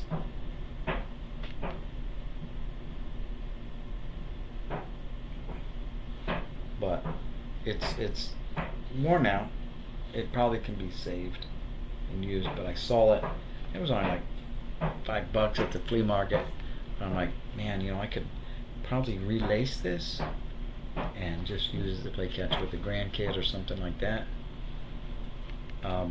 Weird 3 fingers though. It's like, how do you even get that? Like, how do you do that? You get 2 fingers in this side and 2 in that side, or you do 1 and 3? Like, how does that work? Or do you not even, do you not even use that center one, because that's actually your pocket, but it's got a hole there for a finger. You know what I mean? It's got a finger. Throw it here. There you go. But this is from the 1940s. And I was going to start a glove collection, but thank goodness I didn't. But I got definitely the first glove I picked up was this Mantle. I had this for years. And then within the last couple of years, I picked up that Ted Williams model. I'm like, well, I got a Mantle. I was going to get the Williams model too. Anyway, that 70s show had guys on. I'm like, I got to run down. I got to fire up the computer and see if I can join them because they were looking. You just sign up. Like click the link, and by the time I got downstairs, they had already been streaming for a while. By the time I got downstairs, fired everything up the computer and all that. Turned on the heat. Tried to warm up the room. They were they shut down. But anyway, let's finish up these cards. We only got a few left, so let's see. Finish up these cards. Then I gotta see what my wife really wanted. Probably wanted me to bring her some ice or soda or something, a drink. Some whiskey or cigarettes. I don't know. Just kidding. She doesn't smoke. And doesn't drink either. None of us drink. So, speaking about Willie Stargell, he has 2 cards in this set. Some guys have more than 2 cards, but Pops has got 2 cards, and here he is with his Rico Suave pose. The first one was business, right? And now he's playing Rico Suave. Wilbur Darnell Stargell, and I believe his son played professional football for the New York Jets. There it is. And it just says star on his hat. Superstar. Superstar. Alright, let's get going. Let's see. Oh, here's one that a lot of people don't know. I even forgot about this. Oh, Bert Blyleven, be home Blyleven, and bring my daughter home with you, was a pirate. He was a Pittsburgh Pirate.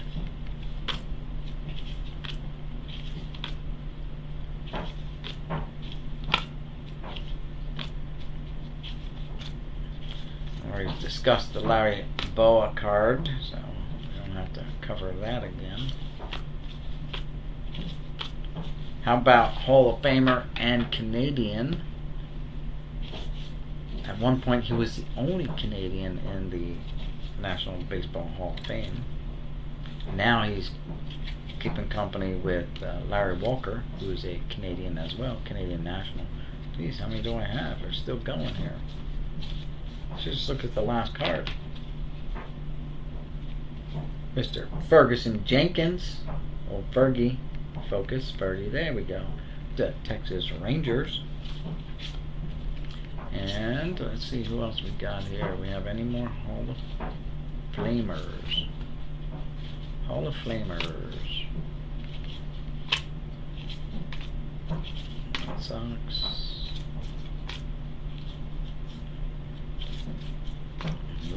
Nope. Seattle. The Phillies are peppered in here for some reason. The Phillies just didn't get a section on their own. They're peppered in throughout for some reason. Seattle Mariners. Donald Blundell, who is a huge Mariners fan, who is vacationing right now in sunny California. Speaking about guys with more than one card, Johnny Bench. There he is. It's not a big name set. Two or more cards in this set. The big names. Here's the guy that was traded for Ozzie Smith, Gary Templeton, who at the time was a better player. At the time of his trade, he was a better player of the two. He was better than Ozzie Smith. And look how that turned out. Hey, El Toro, what's up?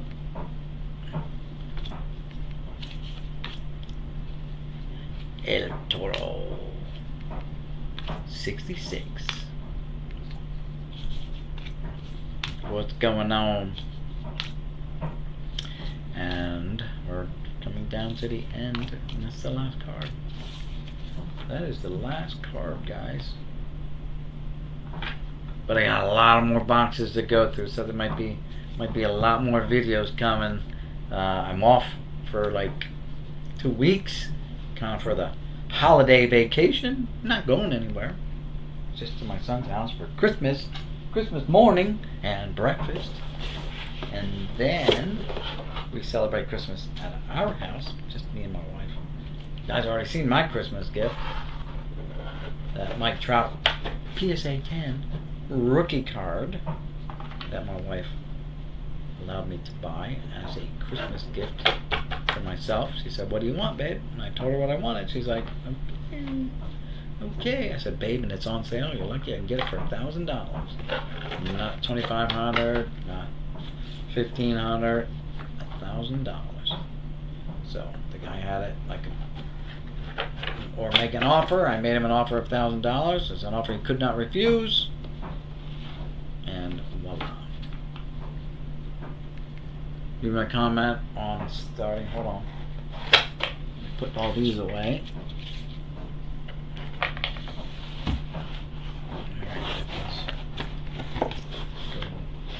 In the box. File them there. And we got 3 down. Let's see. Did I read your comment on starting lineup? No. Where's that? Let me see. You can sell starting lineups at $5 each without breaking the box.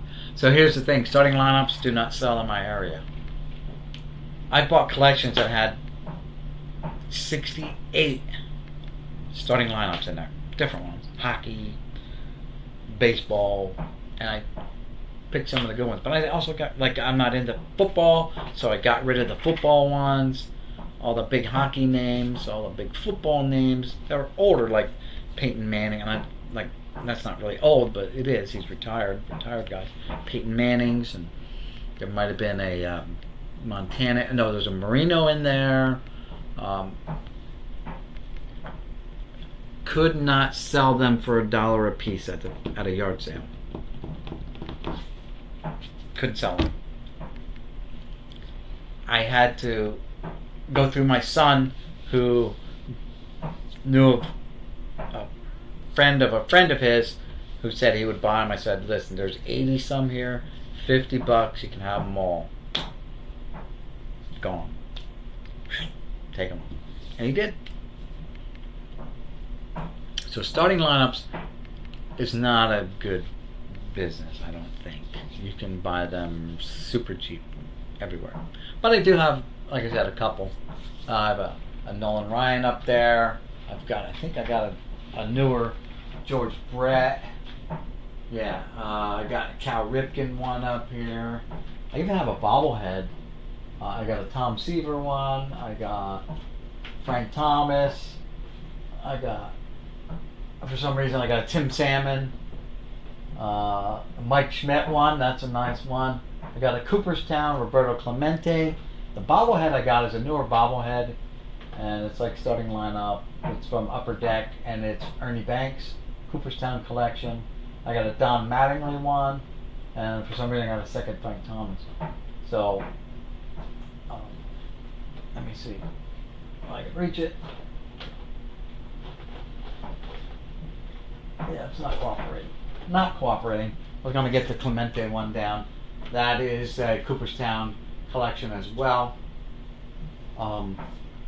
Then, decades ago, I bought a bigger doll, a Mano doll, and it was Cooperstown collection, but it was more like a doll, not plastic like that. It was plastic, but it was a bigger one, like a starting lineup thing, but it was bigger. Had nice cloth clothes on it and stuff like that, and bat, maybe a glove and a helmet. And then I bought a Ty Cobb one also for my son, who was born in 1985. I named him after Ty Cobb. Pete Rose has just broken the record. I'm like, oh, well, I'll just name him Ty and honor Ty Cobb, not Pete Rose. Not that I don't like Pete Rose. I really like Pete Rose, too. I mean, he broke the record.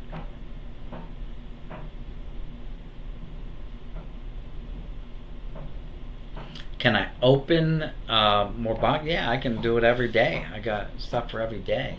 There's 1, 2, 3, 4, 5, 6, 7, 8, 9, 10, 11, 12, 13, 14 of these boxes. There's 12 per box. So you do the math. I mean, I already took some out, and 2 of them were missing already, and we used 3 already. So say there's 13 and a half boxes times 12. So 140 some boxes you have to go through. But they're organized. Like their 85D is 85 Dunruss. So there's going to be 85 Fleers. There's going to be 83. There's going to be 1980 tops in there. 1980 tops. I would guarantee you there is no Ricky Henderson in there. I would pretty much guarantee you. However, the guy's been dead since 2009, so you never know. So I just wanted to do this 81 Dunruss first because, that's. I was so excited when 1980 one rolled around and the Dunruss and the Fleer. I was collecting them right out of the store. As soon as they hit the shelves, I was buying them. The Fleer, the Dunruss. And the problem that I came across with, I believe it was the Dunruss, was the same thing that Jab's family, Eric Jabs had when he opened up his box that he bought. A lot of the cards were the same. You had the packs were the exact same collation, and you had 3 or 4 packs of the same. And I paid like $13 for the box. It was 36 packs. I think I opened up like half of them, and I put them back in the box, and I sent them back to Dunruss. I mailed them back, right? And I was just a kid. And they replaced it with another box. So, they had that problem. Like, Jab's family wasn't the only one. When I saw that, I'm like, that's an original box, because I've had that exact same box happen to me as a kid opening them up at the store. I doubt it if it wasn't the son, it was the brother. It was at his brother's house. I don't know. This guy wasn't into cards at all. He was like a greasy hand mechanic, and he worked in a garage, his own garage, and his side hustle was renting out tents and stuff like that for, family gatherings and stuff like that. I think it was because he snapped 3,500. It's like, go on, take it right now. Yo, I'll even help you load it up. My nephew's here, and we're gonna help you load it up because I want it out of here.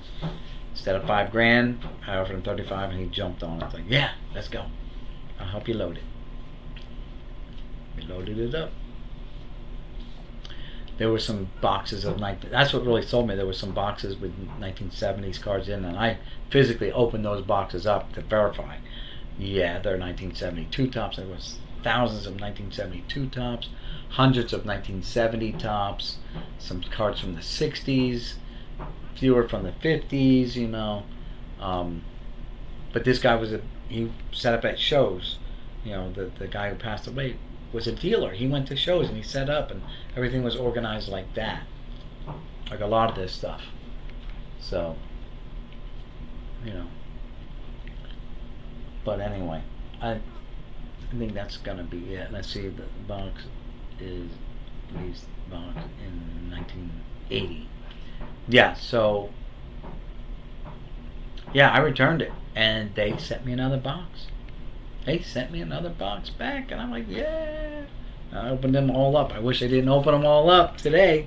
Wish I still had unopened original Dunruss and Fleer, packs. I don't. So, but I have a lot of unopened wax. I think I bought 83 a box a couple years ago now. 4 years ago maybe. 1983 Fleer, the Cal Ripken Jr. rookie card, Fleer rookie.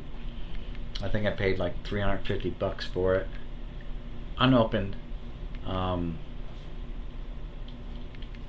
also bought.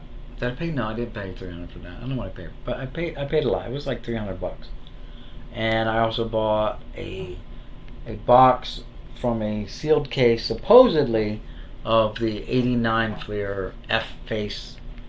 I paid, like $200 for that. Again, that was a few years ago. And around the same time, I bought a vendor case of 87 O-Pee-Chee. Now, a vendor case is different from a bulk vendor case. There are boxes, cases, regular cases with boxes wrapped in wax and all that good stuff, right?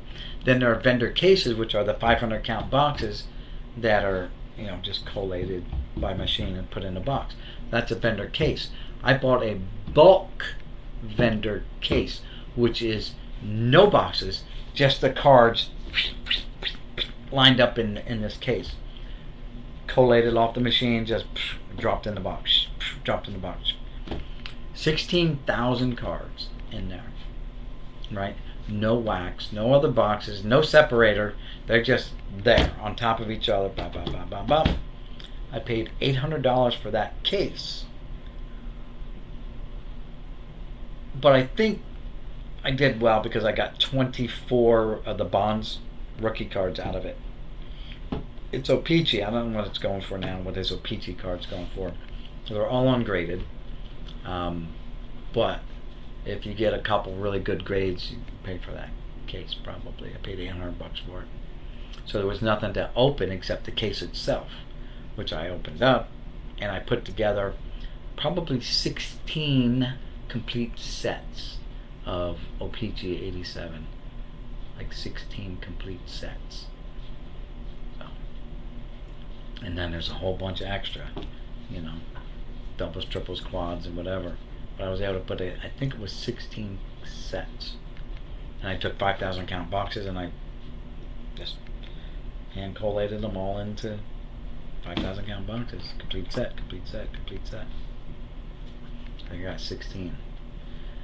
Where they are today, I don't know. I think they're in my storage unit. I got 850 plus 5,000 count boxes in there. It's funny, Jeff Airtime says to me, he goes, well, it only took you 6 months to fill that unit up. He says, let me know when you need a hand unpacking that, I'll help you. He says, I got a truck. What's wax? I don't know. Right. The majority of boxes are worthless in wax junk. Yeah, it's just a novelty of having the boxes. And I don't even have any of them here. They're all upstairs. So I do have boxes of wax packs. Where are they at?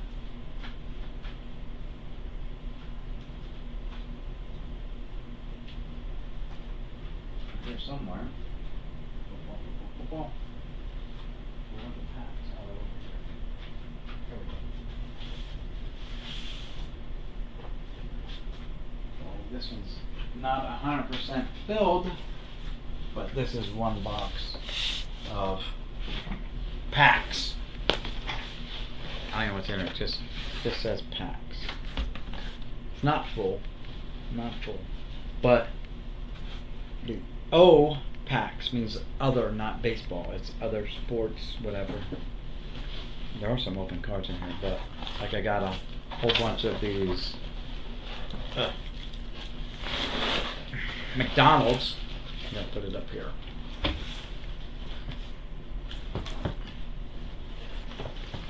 There are open cards in there too. But I got a whole bunch of these McDonald's basketball. Remember when they came out? They're like 90s something, right? Upper Deck, 1993, and I got a whole bunch of those, like a bunch.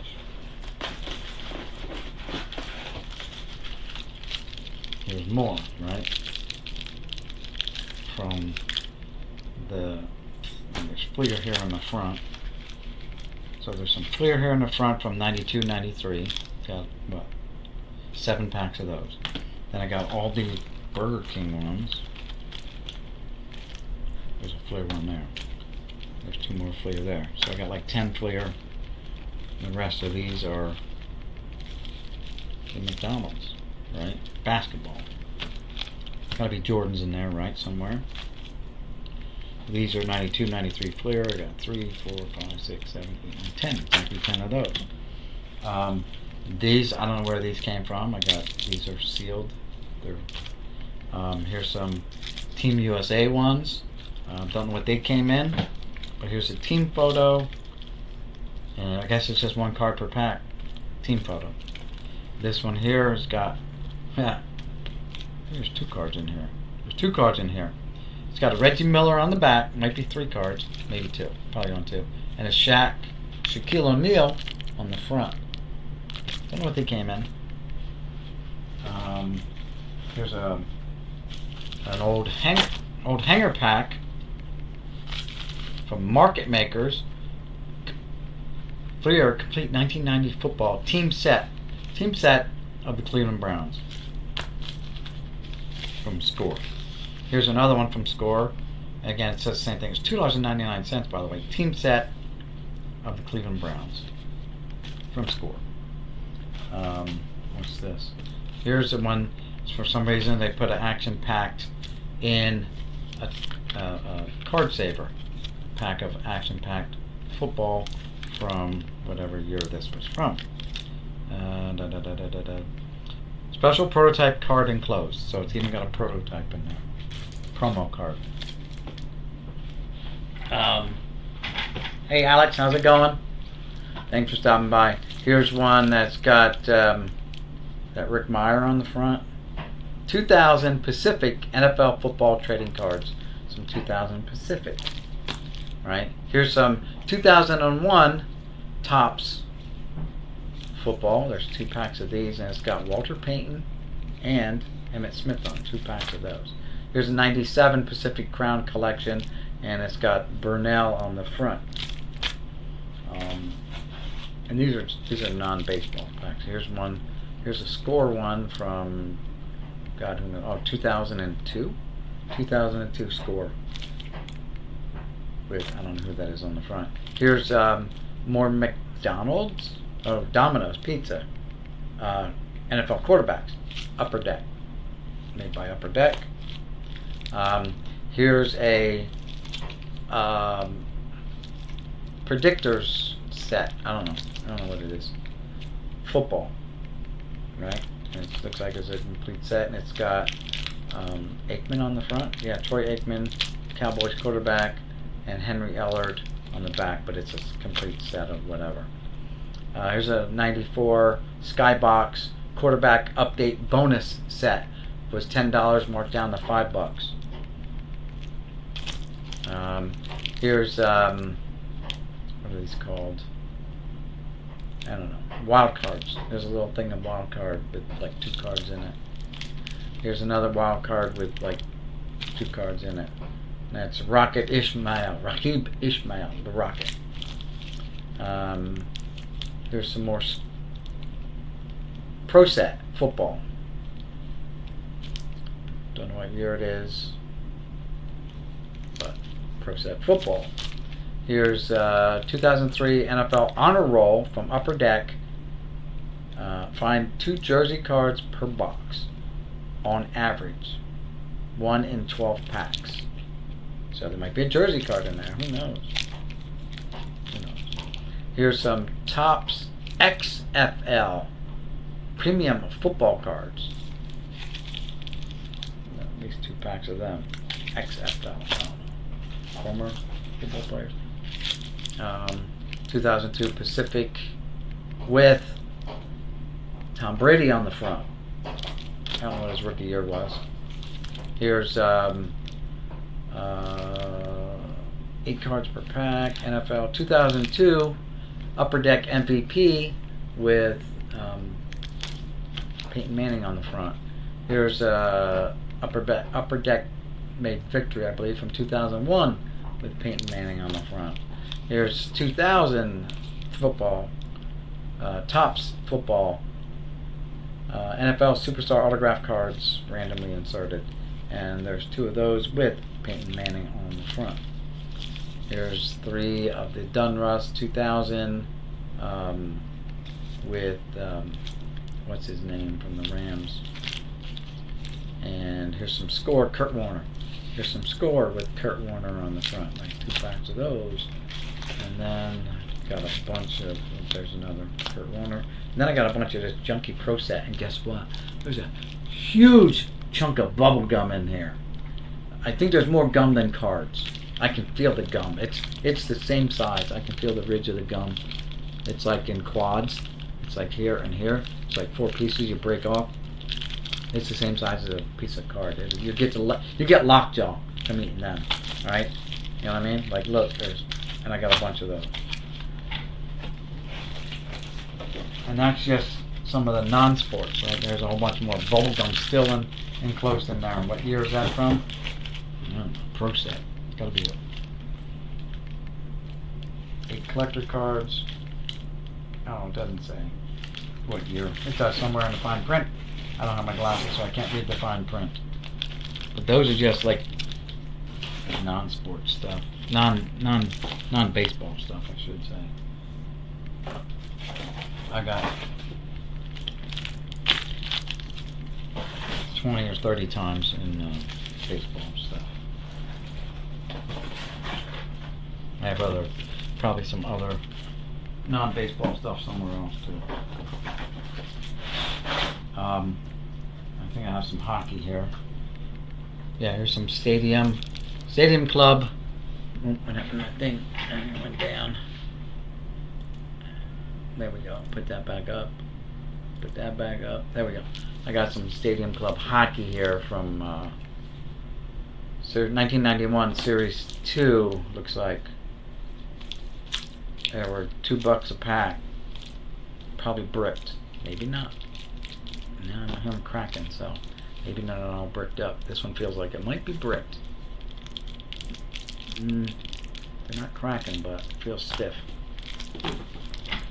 And I've got, I don't know, probably 20 of those, 30 of those. I might have enough to make a whole box. There's 4, there's 8, 12.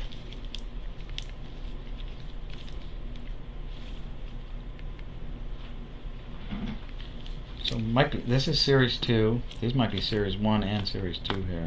Don't know how series they had. But these don't have a series number until 1991. The other one says Series 2, so yeah. But I have way more Series 1 than Series 2.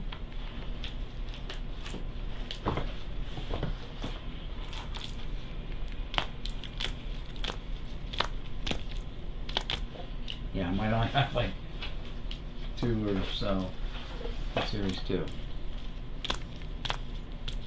Yep, so I got all these are Series 1 hockey from 1991, and then I have like 2 from Series 2. So, that's just one box. What else I got in here? Yeah, I want to talk. Oop, I'll trip over my own chair. Talk about packs. What's this one here? Put these in here. So I got hockey cards here. Oh yeah, here's some more. So here's a Canadian Pro set. Alright, so that's like their PC brand, I guess. 91, 92, Series 1. It's all in Canadian. And here's another one. I don't know what it says. Puck on it. Jeremy Roenick. And that's from Pro Set as well. Don't know what it came in. Joe Sakic is on the back. Hall of Famer, right? And then I've got loose hockey cards in here. Some loose hockey cards. Don't know what years these are. 82, 83, and they're all peachies. So they're all peachy already. And that's just that box there alone. Oh. Where? There's the lid.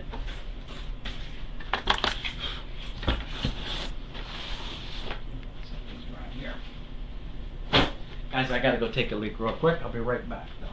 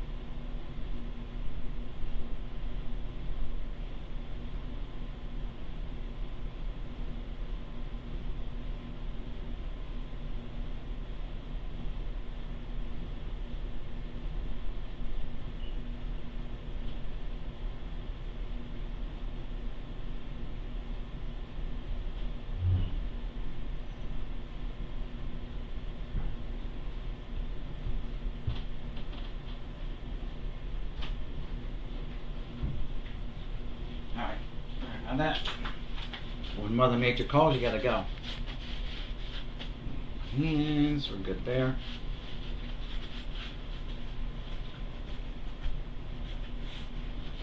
So, what other packs do I have? By the way, guys, I'm just getting here late. I made this shirt tonight. My grandkids came over to visit. I said, guys, line up. I gotta get a picture. I'm gonna do magic for you later. And voila. Did magic. There we go. No happened to the chat there. Look a little goofy.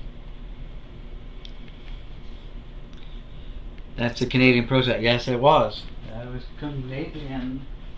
Let's see. What else I got?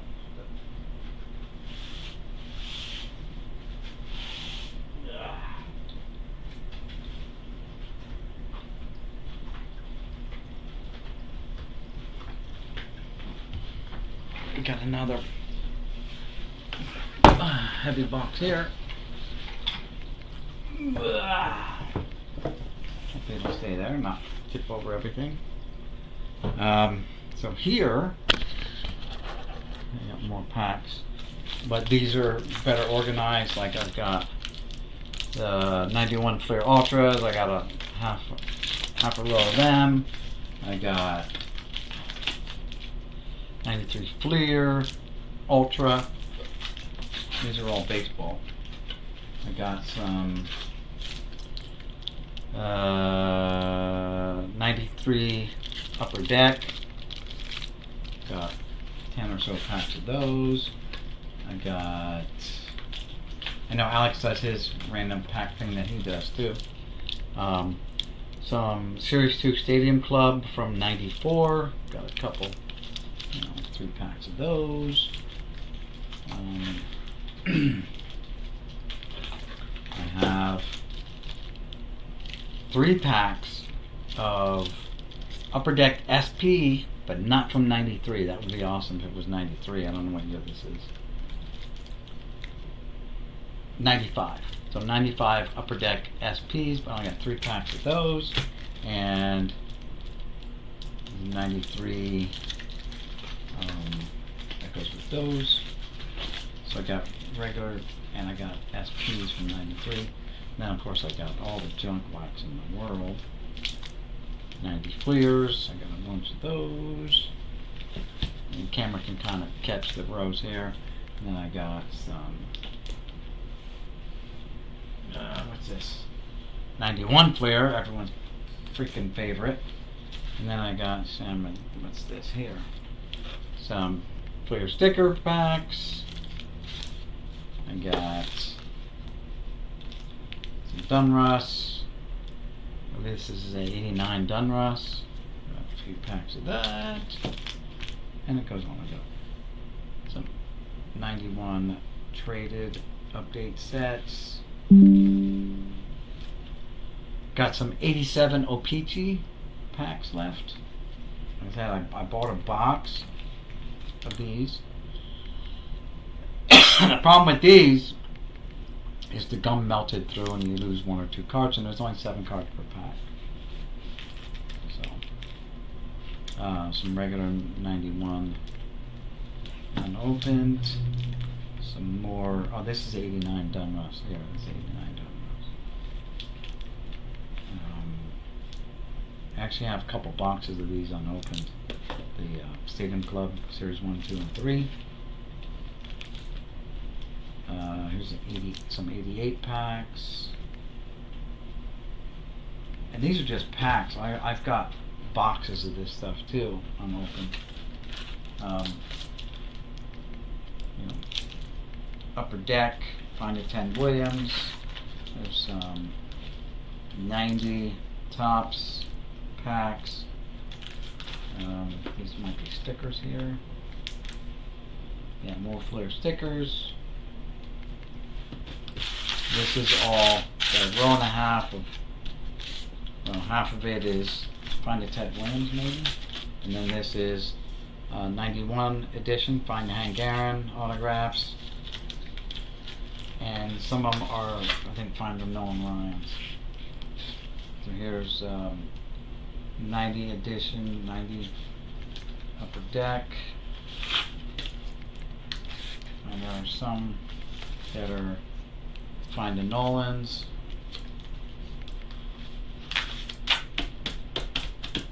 Well, that's that box. It's like I've got 4 more boxes of these,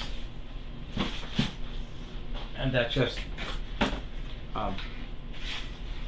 raw packs, I guess you want to call it. Then I got boxes, sealed boxes upstairs. This way. I guess it's in my goldfish that I brought out here to snack on, but have yet to snack on.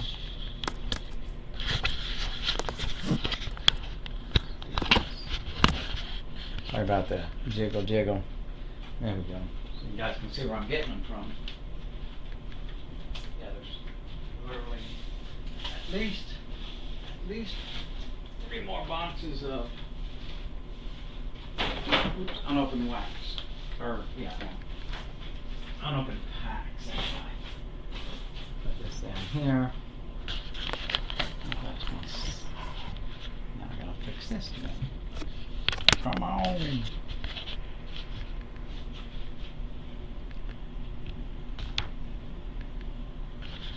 So you see the box right there. It says,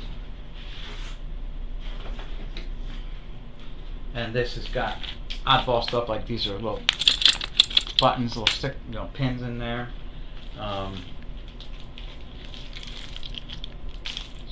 Score. I got the green, I got the yellow, I got the blue, different years. And what I don't have a lot of, or any of, because I opened them all up, were the pink ones for the mantle. I opened all them up. I wanted to find that now. Some Pinnacle from the 90s, 92 Pinnacles, Series 1, 2. Here's some Bowman. 89 Bowmans. Here's some cello packs of it says 88 Clear or whatever year they are. That's not in there. Some 89 Tops, right? 89, yeah. Some junk wax. Dunruss. More, a whole big stack of more Flair stickers.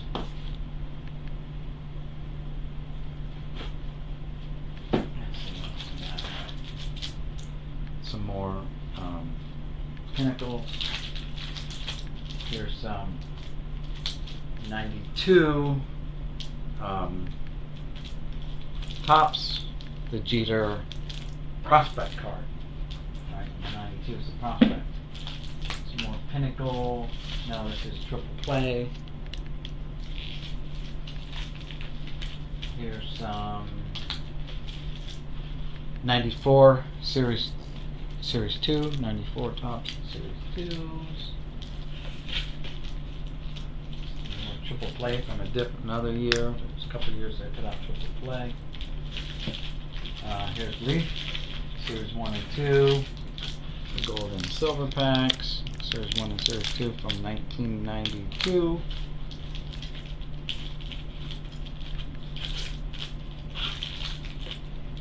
Got some 92 Flair Ultra.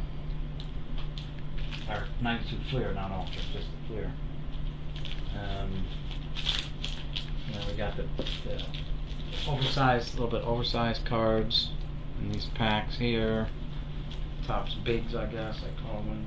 Big baseball.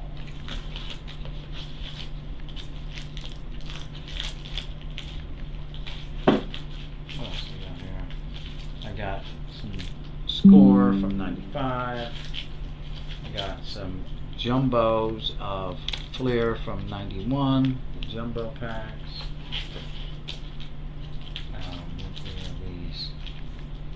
These are 1990 Bowmans. This actually has a price tag of 50 cents on it. Some kind of sticker from a store somewhere. 50 cents. Some Leaf Series 1 and Series 2 also. Yeah, Series 2. The colors are very similar. Those are both Series 1s, but I have Series 2s also. We have the 92 Dunruss, Series 1 and 2. This is Series 2 is the red. Series 1 is the blue packs. The blue and the reds. Let's see, I did the scores, I did all this. Then we got rack packs out the wazoo. Here's some 88 rack packs. Who's on this one here? Ivan Calderon. Nobody important. Del Strawberry All-Star. Check the chat, see where I'm at with the chat. These here rack packs. Get it out. How does that do? No, so these are hodgepodge. These are from 1986 tops. Kurt Kepshire, Butch Weniger, Doug DeSense's. On the front is Jim Morrison, not the Doors singer. Ivan De Jesus, and Dick Williams was the All-Star card. Got some cello packs from 1988 tops here. A couple cello packs. Another rack pack from 86. Got Ricky Henderson All-Star card. Mike Fitzgerald, Rick Honeycutt, and on the back is Rangers team leaders Rick Miller by the Red Sox and Dave Schmidt, not Mike Schmidt. And there's an 88. There's another 85. Yeah, look at that, that's just over. Hang on. Let's check the chat. Put the lid back on this one and see where we're at.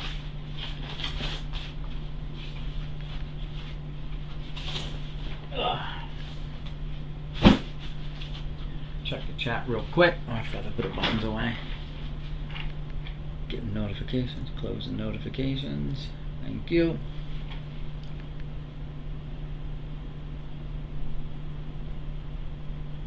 Yeah, you can send me an email. You know what it is, right? I don't have a website. I just got my email.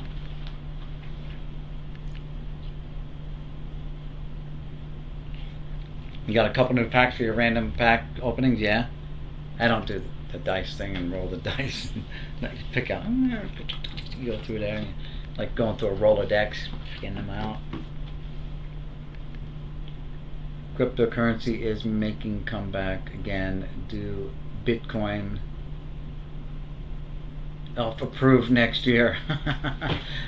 I was doing some other stuff. I was mining with my computer, and they were supposed to send me the money. They never sent me the money. I'm like, no, screw that.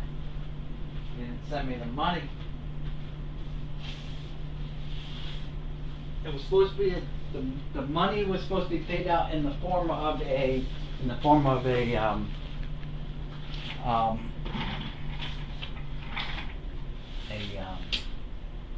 think I took it as a Amazon credit card or something like that. Amazon credit, like Amazon. Anyway, this is in the way. So heavy. These boxes are in my way now. Can't make them sure. There we go. So there's another box of packs. Get you off of there. More packs. This is even worse. I don't have a way to hold the camera up, guys, so I'll just do my best by laying it down here. Hopefully it won't go too cattywampus on us. There we go. There you go. So you can see the box anyway better. But basically a lot of the same stuff. I do have somewhere an unopened rack pack of like 92 basketball too. And I think there was a Jordan on the back. You can see the Jordan through there. But a lot of these are like the same packs. They're just set up, you know, in here. But a lot of it's the same stuff. There's more stickers, clear stickers.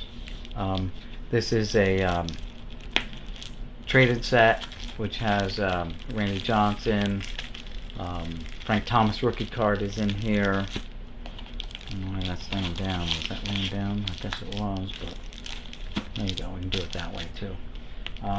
This is an update set, 1990 edition. I'm not sure if this is a. I'm not sure if this is the Pedro Martinez rookie card or not, but got more rack pack. I got a whole box full of rack packs alone upstairs. These are 89 tops.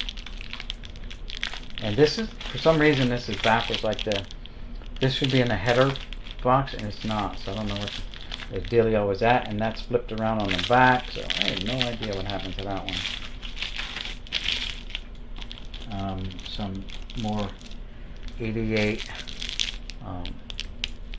cellos.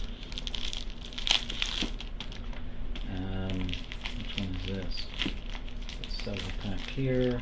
This is 1984 cello pack with like nobody important on the front, and who's on the back? Frank Tanana, Ron Say, and Jay Howell.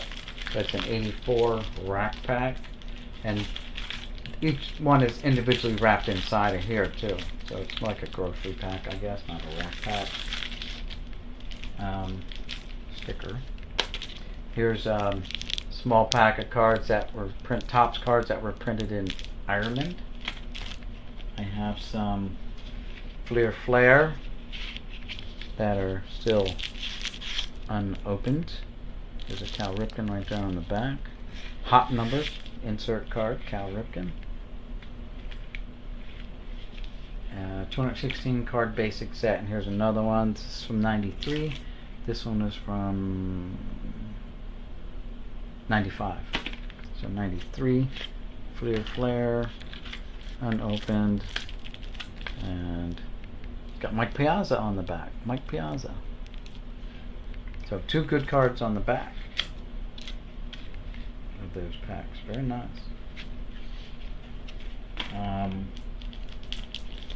Here's one that's 1983 O-Pee-Chee, but that gum is like stuck to there, so there's cards that are going to be wrecked in there. That gum is like literally just melted. But it's an 83 O-Pee-Chee. Here's I think this might be the oldest pack. No, I have 72, but this is like an, I don't know,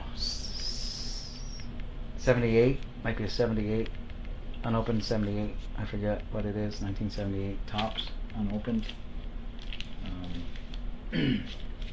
Some other ones, unopened older Topps, don't know what year this is, might be 78 or 79. One is O-Pee-Chee. One's O-Pee-Chee and one is Topps. That's why they're a little bit different color. O-Pee-Chee, and there's the Topps one. They're fairly oldish. And then I don't know what this is. No idea. Some kind of non-sports. Here's 4-card retail draft picks from Prism, 2014. No idea. Here's a triple play. Here's a 2016 Series 1 Topps. Here's a 2 packs of 1989 Upper Deck. 2 packs. 89.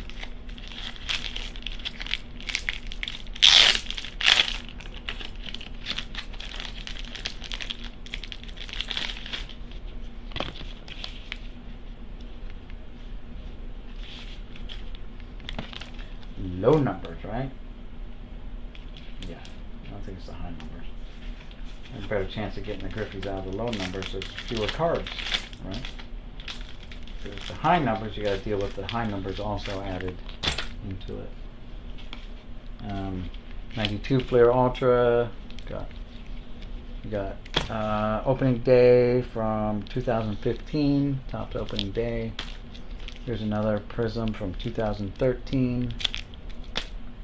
Here's some, the Donruss, like the jumbo cards with the pop-ups. So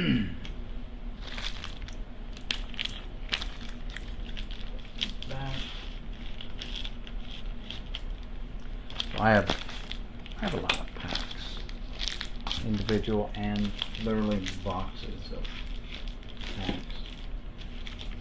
upstairs.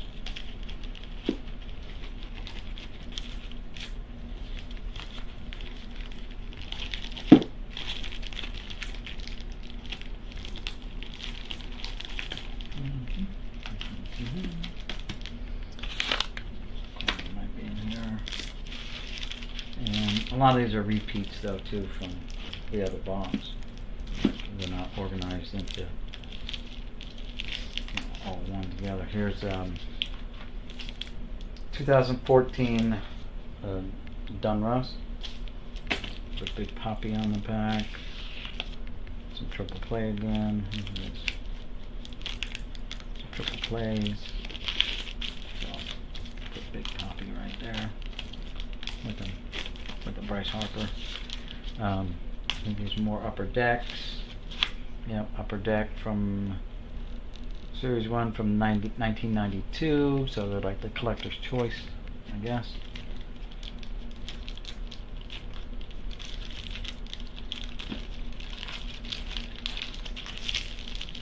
These are 93 for Ultra, or 91 for Ultras. Some more upper decks. Find the Ted Williams. And these are the cards printed in Ireland.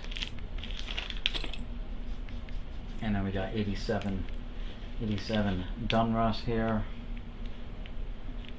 See them.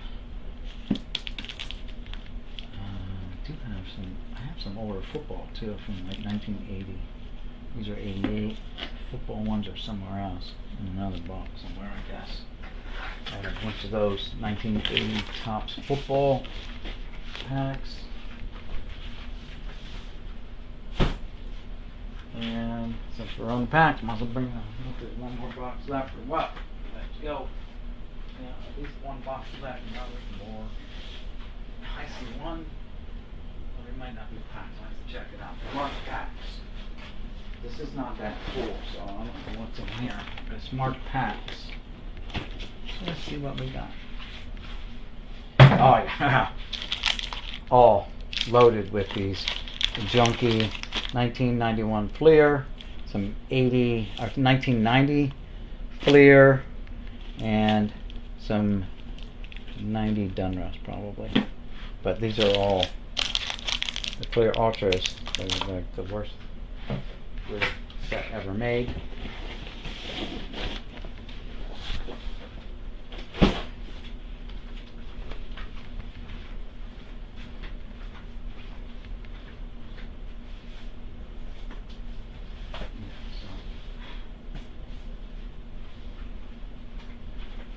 These are 3200 count boxes. They're marked packs as well, and sure enough, they're rack packs. So these are all rack packs from 1987 rack pack. Who's on this? Wally Joyner on the back. Len Matuzek. Dusty Baker. So biggest name is Dusty Baker on the back. But there's 1987s here, 1988s. Here's 87s up to there. Then 88s take over. And then here's 87 Donruss rack packs with the Clemente puzzle. We got Dale Murphy on there.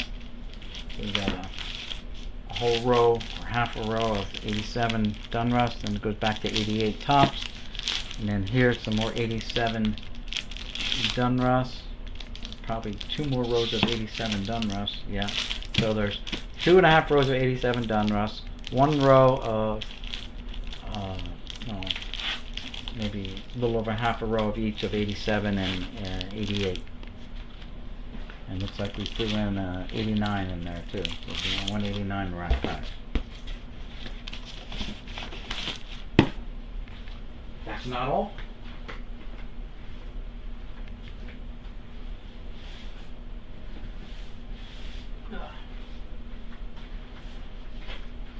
Yeah, so here we go. We got more loose packs. A lot of it's going to be the same, I think. Rinse and repeat of the same stuff. I just got to get organized and put them all. And there's the flush upstairs. 1990 upper decks, triple plays. 94. Here's some jumbo one we haven't seen. Some jumbo 91 Bowman. And some regular 91 Bowman packs. I have to jack this up a little bit so we can see them. We've got some 91 O-Pee-Chee. They actually made an O-Pee-Chee set. They're not the best, but still, it's alright. We have 1999 Bowman. Some more Leaf. And Clear Ultra from 93. 95 Score. Some Pinnacles. Right. And here's something new that we haven't seen yet. Some Collector's Choice 1997 Collector's Choice Upper Deck. 99 cents a pack. Let's see what this one, here's one we haven't seen yet. Baseball cards, Classics Best baseball card pack. Here's one we haven't seen before. What's this one here? Oh, this is Series 1 95 Topps Series 1 with Frank Thomas on the front.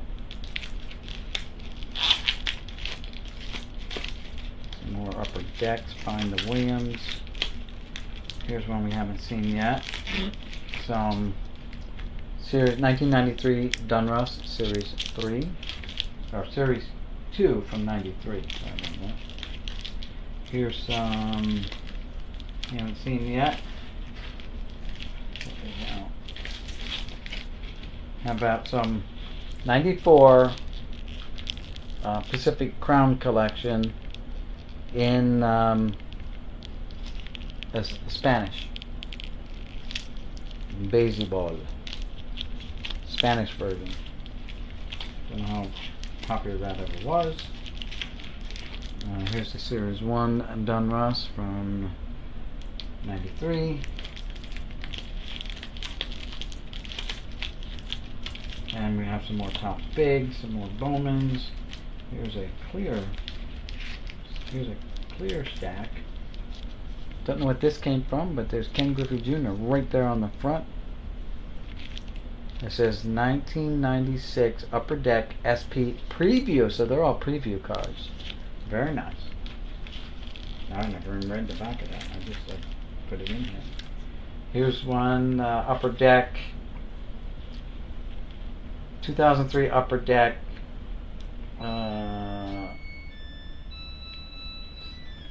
just says First Pitch, and it's got a picture of Ichiro on the front.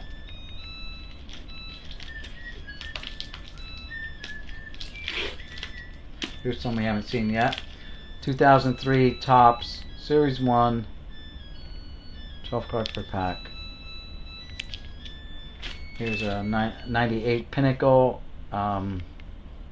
Pinnacle Epic Inside, 10 cards with Chipper Jones gracing the cover. Some more triple play. Here's Upper Deck made Victory Right, I think 99 cents a pack, 1999 with Mark McGuire on the front. Here's a Stadium Club from 2003 with, I don't know if that's Roland or Pujols, Hobby Pack. Someone on the front.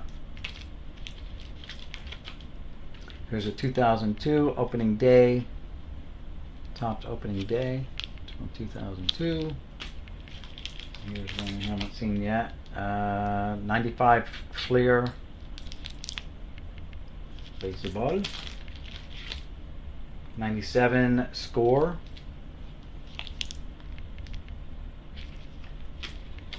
Alright, we're not done yet. Let's just take my opening day from 1999. Opening day, tops. Fleer Ultra from 1999. Fleer Ultra. Here's MLB Showdown 2000 booster pack with Chipper Jones on it. Here's Pinnacle from 1998 with one gun on the front. Here's Pinnacle. I literally ripped this off of a box. It was on a box. I'm like, give me that. It was a display pack. Pinnacle. Look for Nolan Ryan autographed baseball card. Instant win. Look for All-Star Epics. And this is from $2.99 US, $3.99 Canada. 1998. And of course the jumbo pack of Fleer. Seen those before. Seen the Ichidos, so let's put all these back. Some of these are one-offs, like they only have one of the packs. Other ones I've got probably a box full somewhere else. But basically, I think we looked at this pack from here. Series 2 Baseball 1994. Stadium Club 94. Here's a bunch of McDonald's. You cannot see it, but that looks like Larry Boa there, talking to someone, like manager talking to an umpire or something. Hard to see the umpire, but the umpire's right here on the side of the border. And it might be all just Phillies, because I see is Larry Boa, Bobby Abreu maybe, but they're McDonald's. Maybe some Jim Tomei action on the back, but I got like a small stack of those. You know, probably 20 packs of those.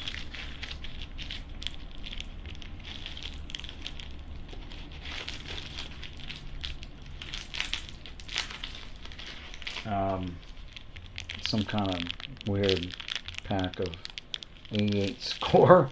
It's in a plastic bag.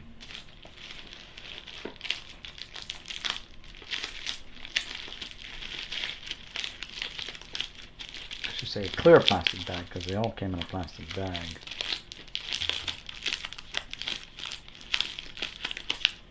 Did all that, did all that, did all this, did all that, did all that. We did that box. I showed like every different thing in there. Well, what happened? Oh, my chair. Oh, my chair died. But it's just slowly changing its randomness, I guess. Let's check the chat.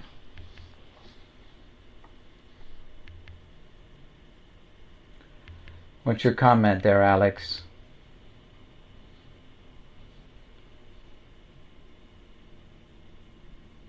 There's an A-Rod rookie card. Okay, yeah.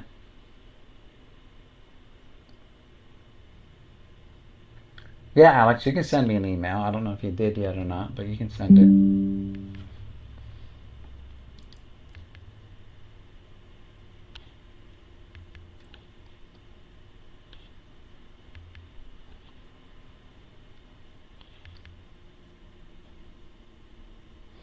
I don't have a website though, Alex. I just got an email.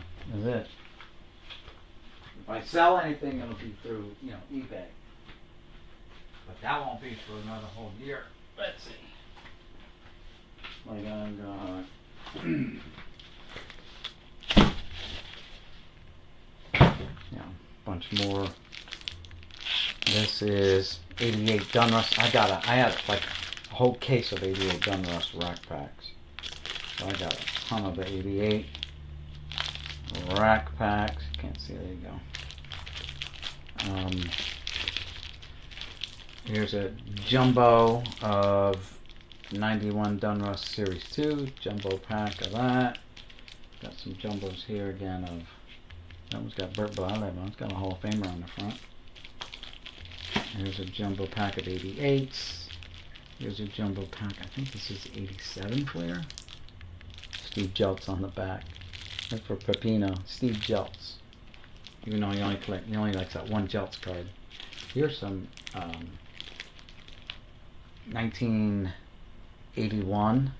Now this may have been a grocery pack, like I showed the 84, and someone opened it up and then just didn't open these up, because that's how the grocery packs come. They come sealed like that, or they could have been from something else. I don't know. I have no idea about that. We've got, I think, some 90 Flair here. That's 87 Dunross again, but here's some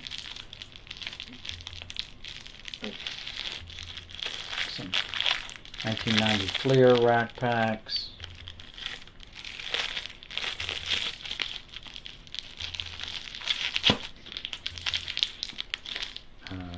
More Pinnacles.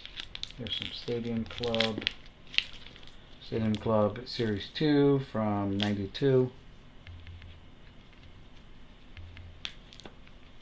But a lot of these are like the same packs, just not boxed up. Like here's one we haven't seen yet, the pop-ups from Dunrust. Stan Musial puzzle card. 1 pop-up, 3 puzzle pieces, and 5 cards. I don't know what year it is though. What's this one here? This is it. Tom Seaver. Believe it or not, it hasn't been opened up yet, but I don't know why it looks all wrinkled up like this. Tom Seaver trading cards. So Nolan Ryan had his own set from Pacific, and I guess Pacific made a Tom Seaver. It's hard to see the Pacific logo, but trust me, it's Pacific. There you go. I might be able to see it there. There's the Pacific logo. Pacific made them for Tom Seaver as well. 1989, 1990, more stickers, yeah, traded, 93, Flair pack. I don't know if we saw one of those before or not. 91, I see none, tops. 90 Bowman. Here's one we didn't see yet. Series 2 from 1993. Series 2. I have a 93 Series 1 box. 92. Very close to the 93, but not. Don't get them confused. I have a 93 Series 1 box, sealed. Very expensive. Here's some Pacific stuff, I believe. Haven't seen this. 1990 Baseball Legend trading cards. They're like former big leaguers that are playing baseball in Florida and stuff like that. Here's a 90 Dunross, I believe. Jumbo pack, cello pack, whatever you want to call it. More 90 Dunruss, wax, probably 25 there. What do we have here? We have a non-baseball Beatles. The Beatles collection. Don't know what year. These aren't from '78 though. I think the original ones were in '78 because I remember I bought some too. I was a big Beatle fan. So I bought from '78, but then they come out a couple years later with another set. So I got a couple packs of these here. What's this? I wouldn't say non-sports, but these are pseudo-sports. Some Olympic card packs.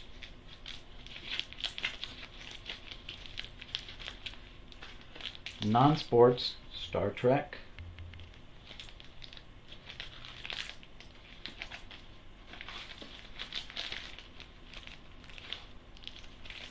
So Star Trek, what's this? 1991 Star Trek, the original TV series. 1991, 25th anniversary. Yeah, 25th anniversary of the original series. Don't know why they're pink. Don't know why they're blue. You know if they're Series 1, Series 2, whatever. Don't know.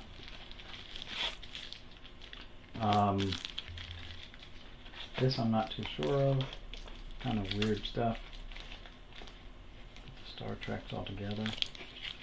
So we got white, silver, the blue, silver and the pink, silver and the pink, silver and the pink, and then we got a black with blue. So I don't know what the difference is. Oh, that says Series 2. These other ones must be Series 1s. Okay, figured it out. Look at that. Series 1, Series 2. And then we've got this Skybox DC Comics Bloodlines. Mm-hmm. And then this is something weird, I don't know. New World Order Booster Pack, Steve Jackson Games, Illuminati. Got a couple packs of that. And we got this thing here. This is from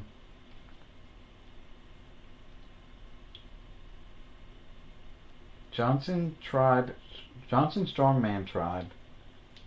I don't know what it is. It's by Press Proof. Made this stuff. I don't know, weird stuff. And here's one here, another one from Press Proof. Another pack. Here's a Batman from Stadium Club Batman. Again, not the original cards that came out. There was a reprint, I guess, later on down the road. Here's some Twizzlers cards. Basketball, who's that? Alonzo Mourning. I guess there's only one card per pack. Alonzo Mourning's in one. Donovan McNabb, Eagles quarterback. Race car driver of Kevin Harvick. And a soccer of, Mia Hamm. Mia Hamm soccer card. Well, there you go. One of the nicer soccer players, I guess. Not like today's female soccer team that whatever. Here you go. Some other non-sports stuff. Superstar music cards. Pro set. Don't know. Got 10 or more of those. G.I. Joe, Desert Storm, not Desert Shield cards. That'd be nice if they were Desert Shield. They're not. Here you go.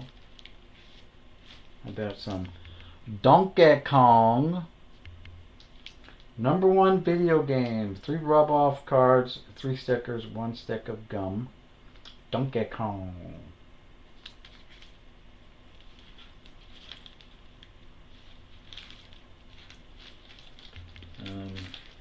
Who's this? Here's another non-sports. MTV Raps. 10 cards. Trust me, guys, I didn't go out of my way to buy these. They just show up in the sets. Ghostbusters 2. Teenage Mutant Ninja Turtles. Don't know what year or series that is. And Back to the Future. The movie. Let's see. Ninja Turtles is from Top Star 1990. 1990. So I don't know if that's when the first one came out. Don't know. I think that's 1989, Back to the Future, and the Ghostbusters says 1989. 89 Columbia Pictures. So I don't know if that's the year the thing came out or that's when the movie came out. No idea. Alright, so now I'm going to get these put back away. Squish them in here. No. Squish them in there. Better not to squish. There we go. But wait, that's not all. Let me read the chat. See where we're at. I'm John Mangini.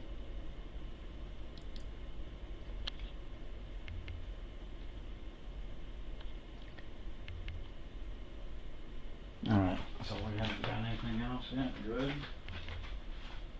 Oh, let's see. Maybe that's it for packs. Let's see. Nope. Not it for packs. This one's not even marked packs, but it was with the packs. stack. That looks marked packs on the side though. There you go. So now we might have to come back up here so we can get a better look-see at everything. There we go. It's a little further away, but packs in here. Again, a lot of these are going to be repeats probably. Hockey cards from 91, Series 1 looks like. Some of these hockey cards. Someone told me once what they came in, but I don't know. But I found these are bricked. These are bricked, so I don't think they're really salvageable. Some more hockey cards from. These are Upper Deck from 91, 92. Couple packs of those. What are these? Hockey cards from 1990 Score. A little hard to see, but a couple packs of those. Looks like a single pack of hockey. Bowman from 1990. Bowman. Hockey over here from Score. It's a jumbo pack. 93, 94. 32 cards per pack. Dago NHL something, can't read, NHL card set. So he must have been a hot rookie back then, I don't know. What's this? Flair 95 hockey. 4 collectible inset series cards in there. What's this? 91, 92 Flair basketball. Dikembe Mutombo, Dominic Wilkins, insert like set.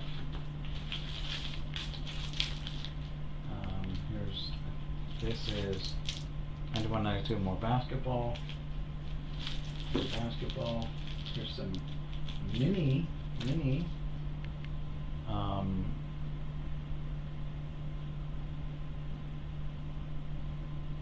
Canadian hockey, little mini cards, mini packs. And then we've got 2 of these little packs of 1988 O-Pee-Chee. 88 O-Pee-Chee hockey, little mini cards. Got some 1994 update Donruss hockey. 94 Donruss update hockey.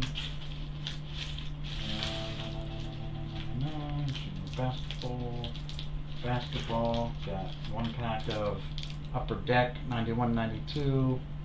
Inaugural edition Upper Deck basketball pack. Got one of those.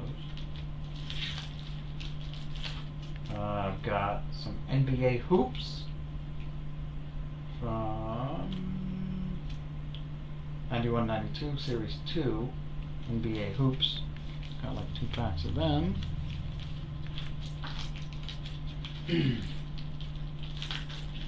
Got probably 20 packs of the Team USA, the greatest team ever assembled by Skybox.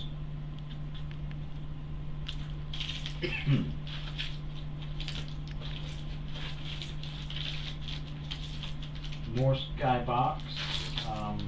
Inaugural edition. Skybox, 2 packs of these. Oops, can't really see it, but there you get the reflection right. Inaugural edition. Don't know what year, doesn't really say. Unless it's somewhere on the bottom. Nope, it's on there somewhere. Here's some Series 1 of the NBA hoops. Same wrapper, just right at the very top. Same wrappers at the very top here. It says Series 1, Series 2. Here's a bunch of more NBA hoops. And these are, NBA hoops Series 2. Series 2 NBA hoops from, it doesn't say the year. I'll look for it somewhere. 1990. This is Series 1, I guess, because it doesn't say Series 2, 1990. So I got some Series 1 and Series 2. And we got this, I don't know, couple cards here. They're kind of stuck to each other, but they're not meant to be stuck. There we go. So something got on them, but it's Twizzlers again. So there's Donovan McNabb and Jerry Stackhouse. This must have came off of a box because it's got the gluey stuff on it. That'll come off though. Just like when you get your credit card in the mail or your debit card when it's held in place with some ticky-tacky gummy stuff. You just pull that right off of there. So it will never stick again. To you, Donovan. Boom, there it goes. So now, Donovan, you are a free man. No more stickiness going on. Here's a 2017-2018 Donruss Panini basketball. Here's a 91 Fleer basketball with Provision cards. And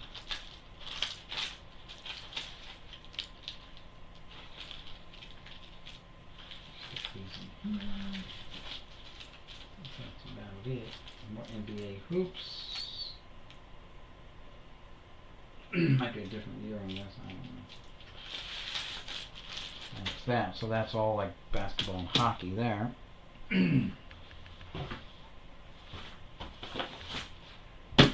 many more I got?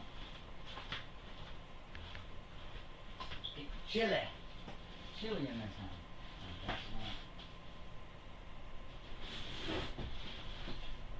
I think that's it for my pack down here.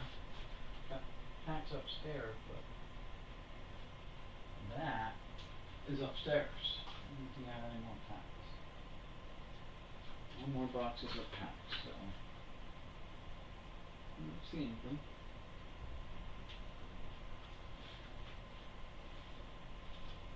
Here.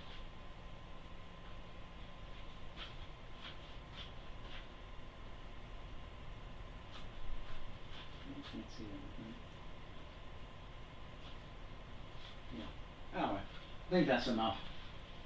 Been streaming a long time. My hands are cold. Oh, and I got these too. They were just kind of sitting around here. I might as well put them in a box. One of these boxes that will fit. And these are Studio featuring the Rod Carew puzzle. 50 cents a pack on the stickers. If they'll fit in a box, yeah, they'll go in here. Yeah. Fit right in there, no problem. And guys, that's gonna be it. Had my heat turned off, so it's cold in here now. And I'm gonna shut her down.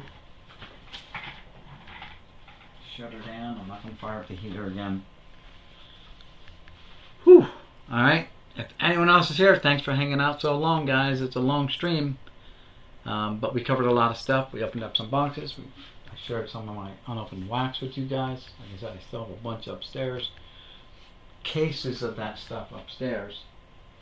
Unopened stuff. Unopened boxes. Unopened cases. But anyway, that's it, guys.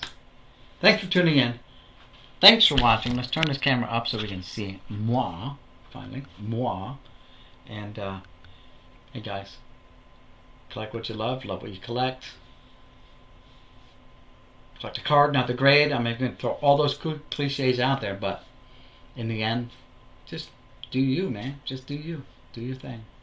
Alright?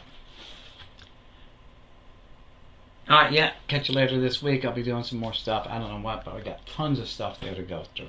Tons of boxes. Yeah. There's one that says 91 rookies. I want to get into that. Maybe the 83, 84 tops. I'm going to see what's in them. In the 80s, I don't think there's going to be a I'd be surprised as hell if there's a Ricky Henderson in that box of 1980 tops. There's it. I see only two boxes of 1980 tops. Now they're not all in order, but in that one mailbox slot, there's only 2 there. All right. Peace, guys. We'll see you in the next one. It's Boomslang signing out saying, peace, everyone. Catch you later. Thanks for tuning in. Don't forget to like, subscribe, comment. Check each other's channels out. Also, help each other grow. Right? Subscribe. Be nice to hit, I don't know, 2,000 subscribers. Remember how excited I was when I got to 1,000 with a lot of help from Alex.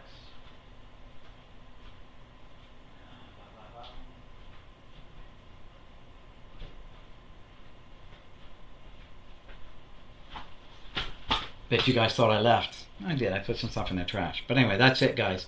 Peace. See you guys around the channels.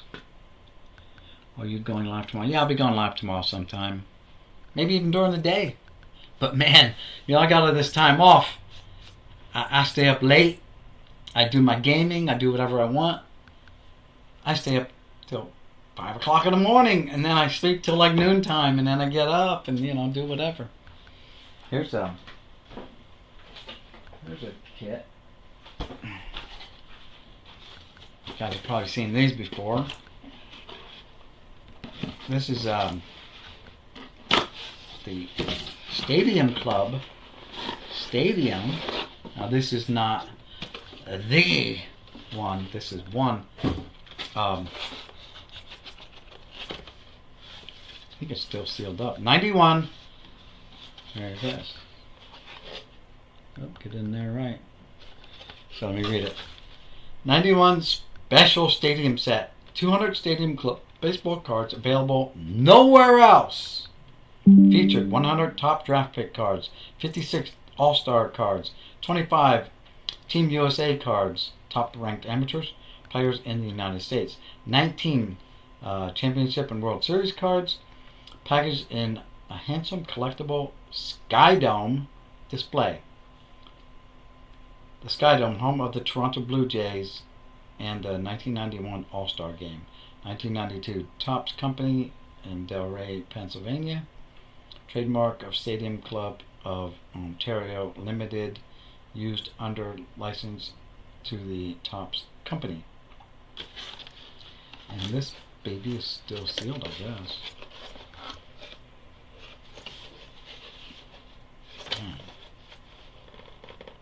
Won't come off. Oh, there we go, there we go. Got it. I thought it was taped on, but it's not. Here's the box. But it's hidden underneath the turf. It was under the turf. I'm not going to open it up, guys. Just take my word, it's the real deal. Oh, I don't know. Hopefully they're not bricked up. Anyway, so I have 2 or 3 of these. I bought one. I got off of. Originally, I bought, and I got it at like KB Toys or Toys R Us or something like that. Original, like back in the day, I bought it, and I got one. I bought off of John Jabs. He had a couple of these. He sold them. I got it for like $9, and I may have picked up one in this one lot that I bought. Alright guys, a lot of people are coming on, a lot of people are showing their videos, and we gotta go check them all out. So we'll see you guys. Peace.